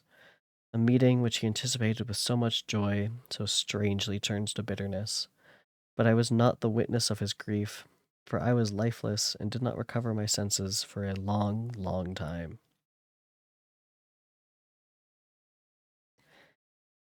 This was the commencement of a nervous fever, which confined me for several months. During all that time, Henry was my only nurse. I afterwards learned that, knowing my father's advanced age and unfitness for so long a journey, and how wretched my sickness would make Elizabeth, he spared them this grief by concealing the extent of my disorder. He knew that I could not have a more kind and attentive nurse than himself, and firm in the hope he felt of my recovery, he did not doubt that, instead of doing harm, he performed the kindest action that he could towards them. But I was in reality very ill, and surely nothing but the unbounded and unremitted attentions of my friend could have restored me to life. The form of the monster on whom I had bestowed existence was forever before my eyes, and I raved incessantly concerning him.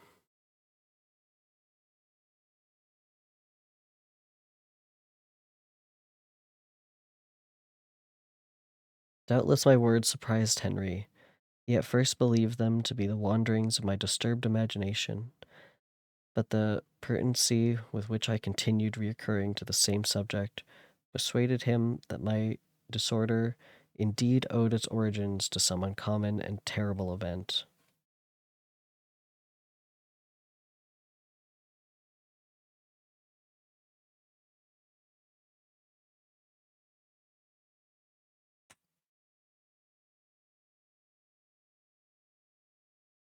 By very slow degrees, and with frequent relapses that alarmed and grieved my friend, I recovered.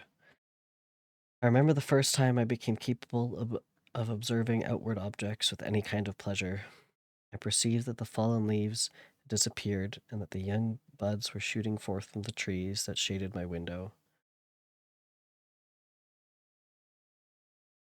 I'm just picturing him. He's not like attending classes or something, but he still like goes to college, I guess. Just feels so weird. That would not fly modern time.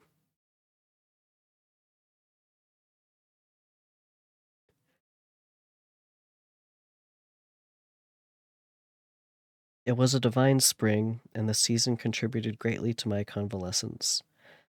I felt also sentiments of joy and affection revive in my bosom. My gloom disappeared, and in a short time I became as cheerful as before I was attacked by that fatal passion. Skipping classes, he'd be like kicked out of college, right? And sure, like his dad's paying for his apartment and stuff, right? If he's missed 2 years of classes, unless he's somehow also going to classes while making this, it doesn't really say. It's a little, it's a little confusing.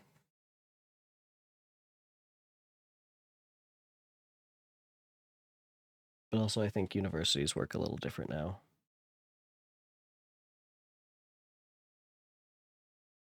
That's crazy. That's not how my university worked.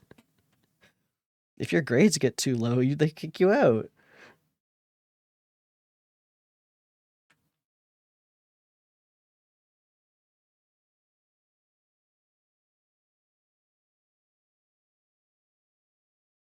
But I do think college at this time especially worked a little bit differently.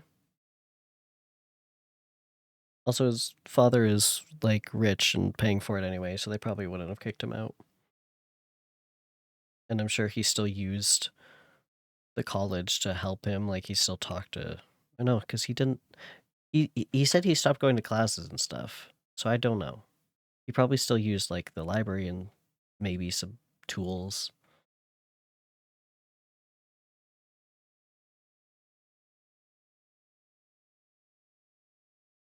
I mean, I maybe. I think it depends on the school, probably. Anyway. Dearest Clerval, I exclaimed I, how kind, how very good you are to me. This whole winter, instead of being spent in study, as you promised yourself, has been consumed in my sick room. How shall I ever repay you? I feel the greatest remorse for the disappointment of which I have been the occasion, but you will forgive me. You will repay me entirely if you do not discompose yourself, but get well as fast as you can, and since you appear in such good spirits, I may speak to you on one subject, may I not? I trembled. One subject? What could it be? Could he allude to an object of which I dare not even think? Compose yourself, said Clerval, who observed my change of color. I will not mention it if it agitates you, but your father and cousin would be very happy if they received a letter from you in your own handwriting. They hardly know how ill you have been, and are uneasy at your long silence. Is that all, my dear Henry? How could you suppose that my first thought would not fly towards those dear, dear friends whom I love, and who you are so deserving of my love? If this is your present temper, my friend, you will perhaps be glad to see a letter that has been lying here some days for you. It is from your cousin, I believe. Oh boy.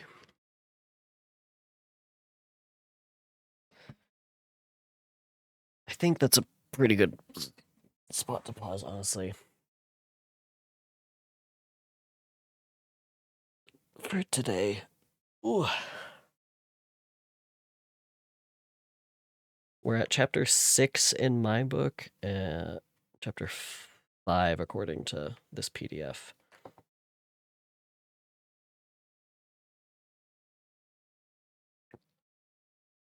Pretty good, I think. I hope you enjoyed. We got to him making the monster. This is about as much as I have probably read before. Actually, no, I think I made it maybe to chapter 7?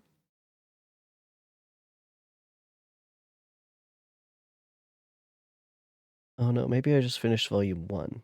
This book has volume 1. I don't know. I faintly remember this part. I think I at least made it this far when I initially read this in class. I think that's going to be it for today, though. 3.5 hours of just straight reading. My poor voice.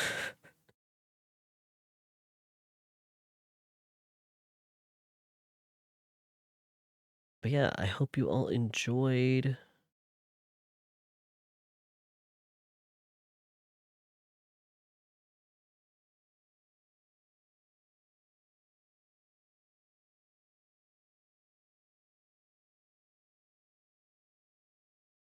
And I'm just going to find someone to raid.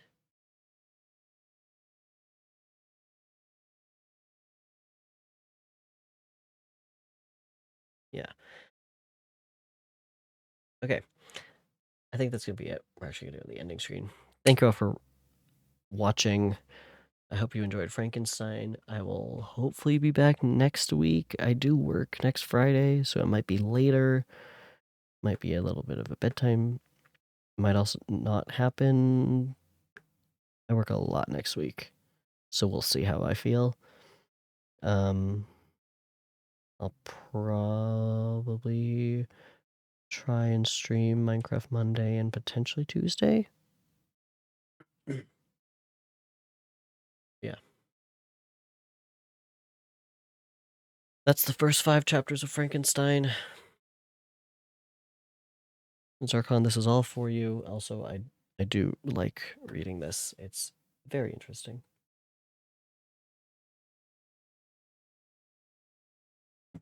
Yeah, I hope you enjoy. I will see you next week. I hope you continue watching me read Frankenstein.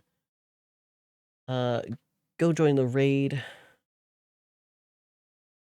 We're gonna raid Rinzion. It's their birthday. And I'm seeing a lot of Cars theme here, and I really like that. So go say hi.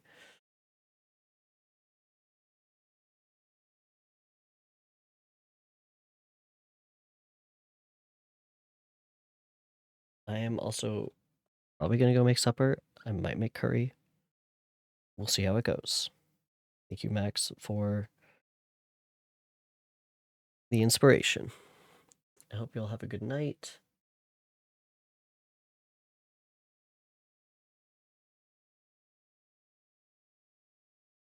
I think that's it. Oh, hopefully, I might have a video out by this next week. I've been working on one. We'll see. Hopefully, check back on Wednesday. Okay, that's all. Bye, everyone.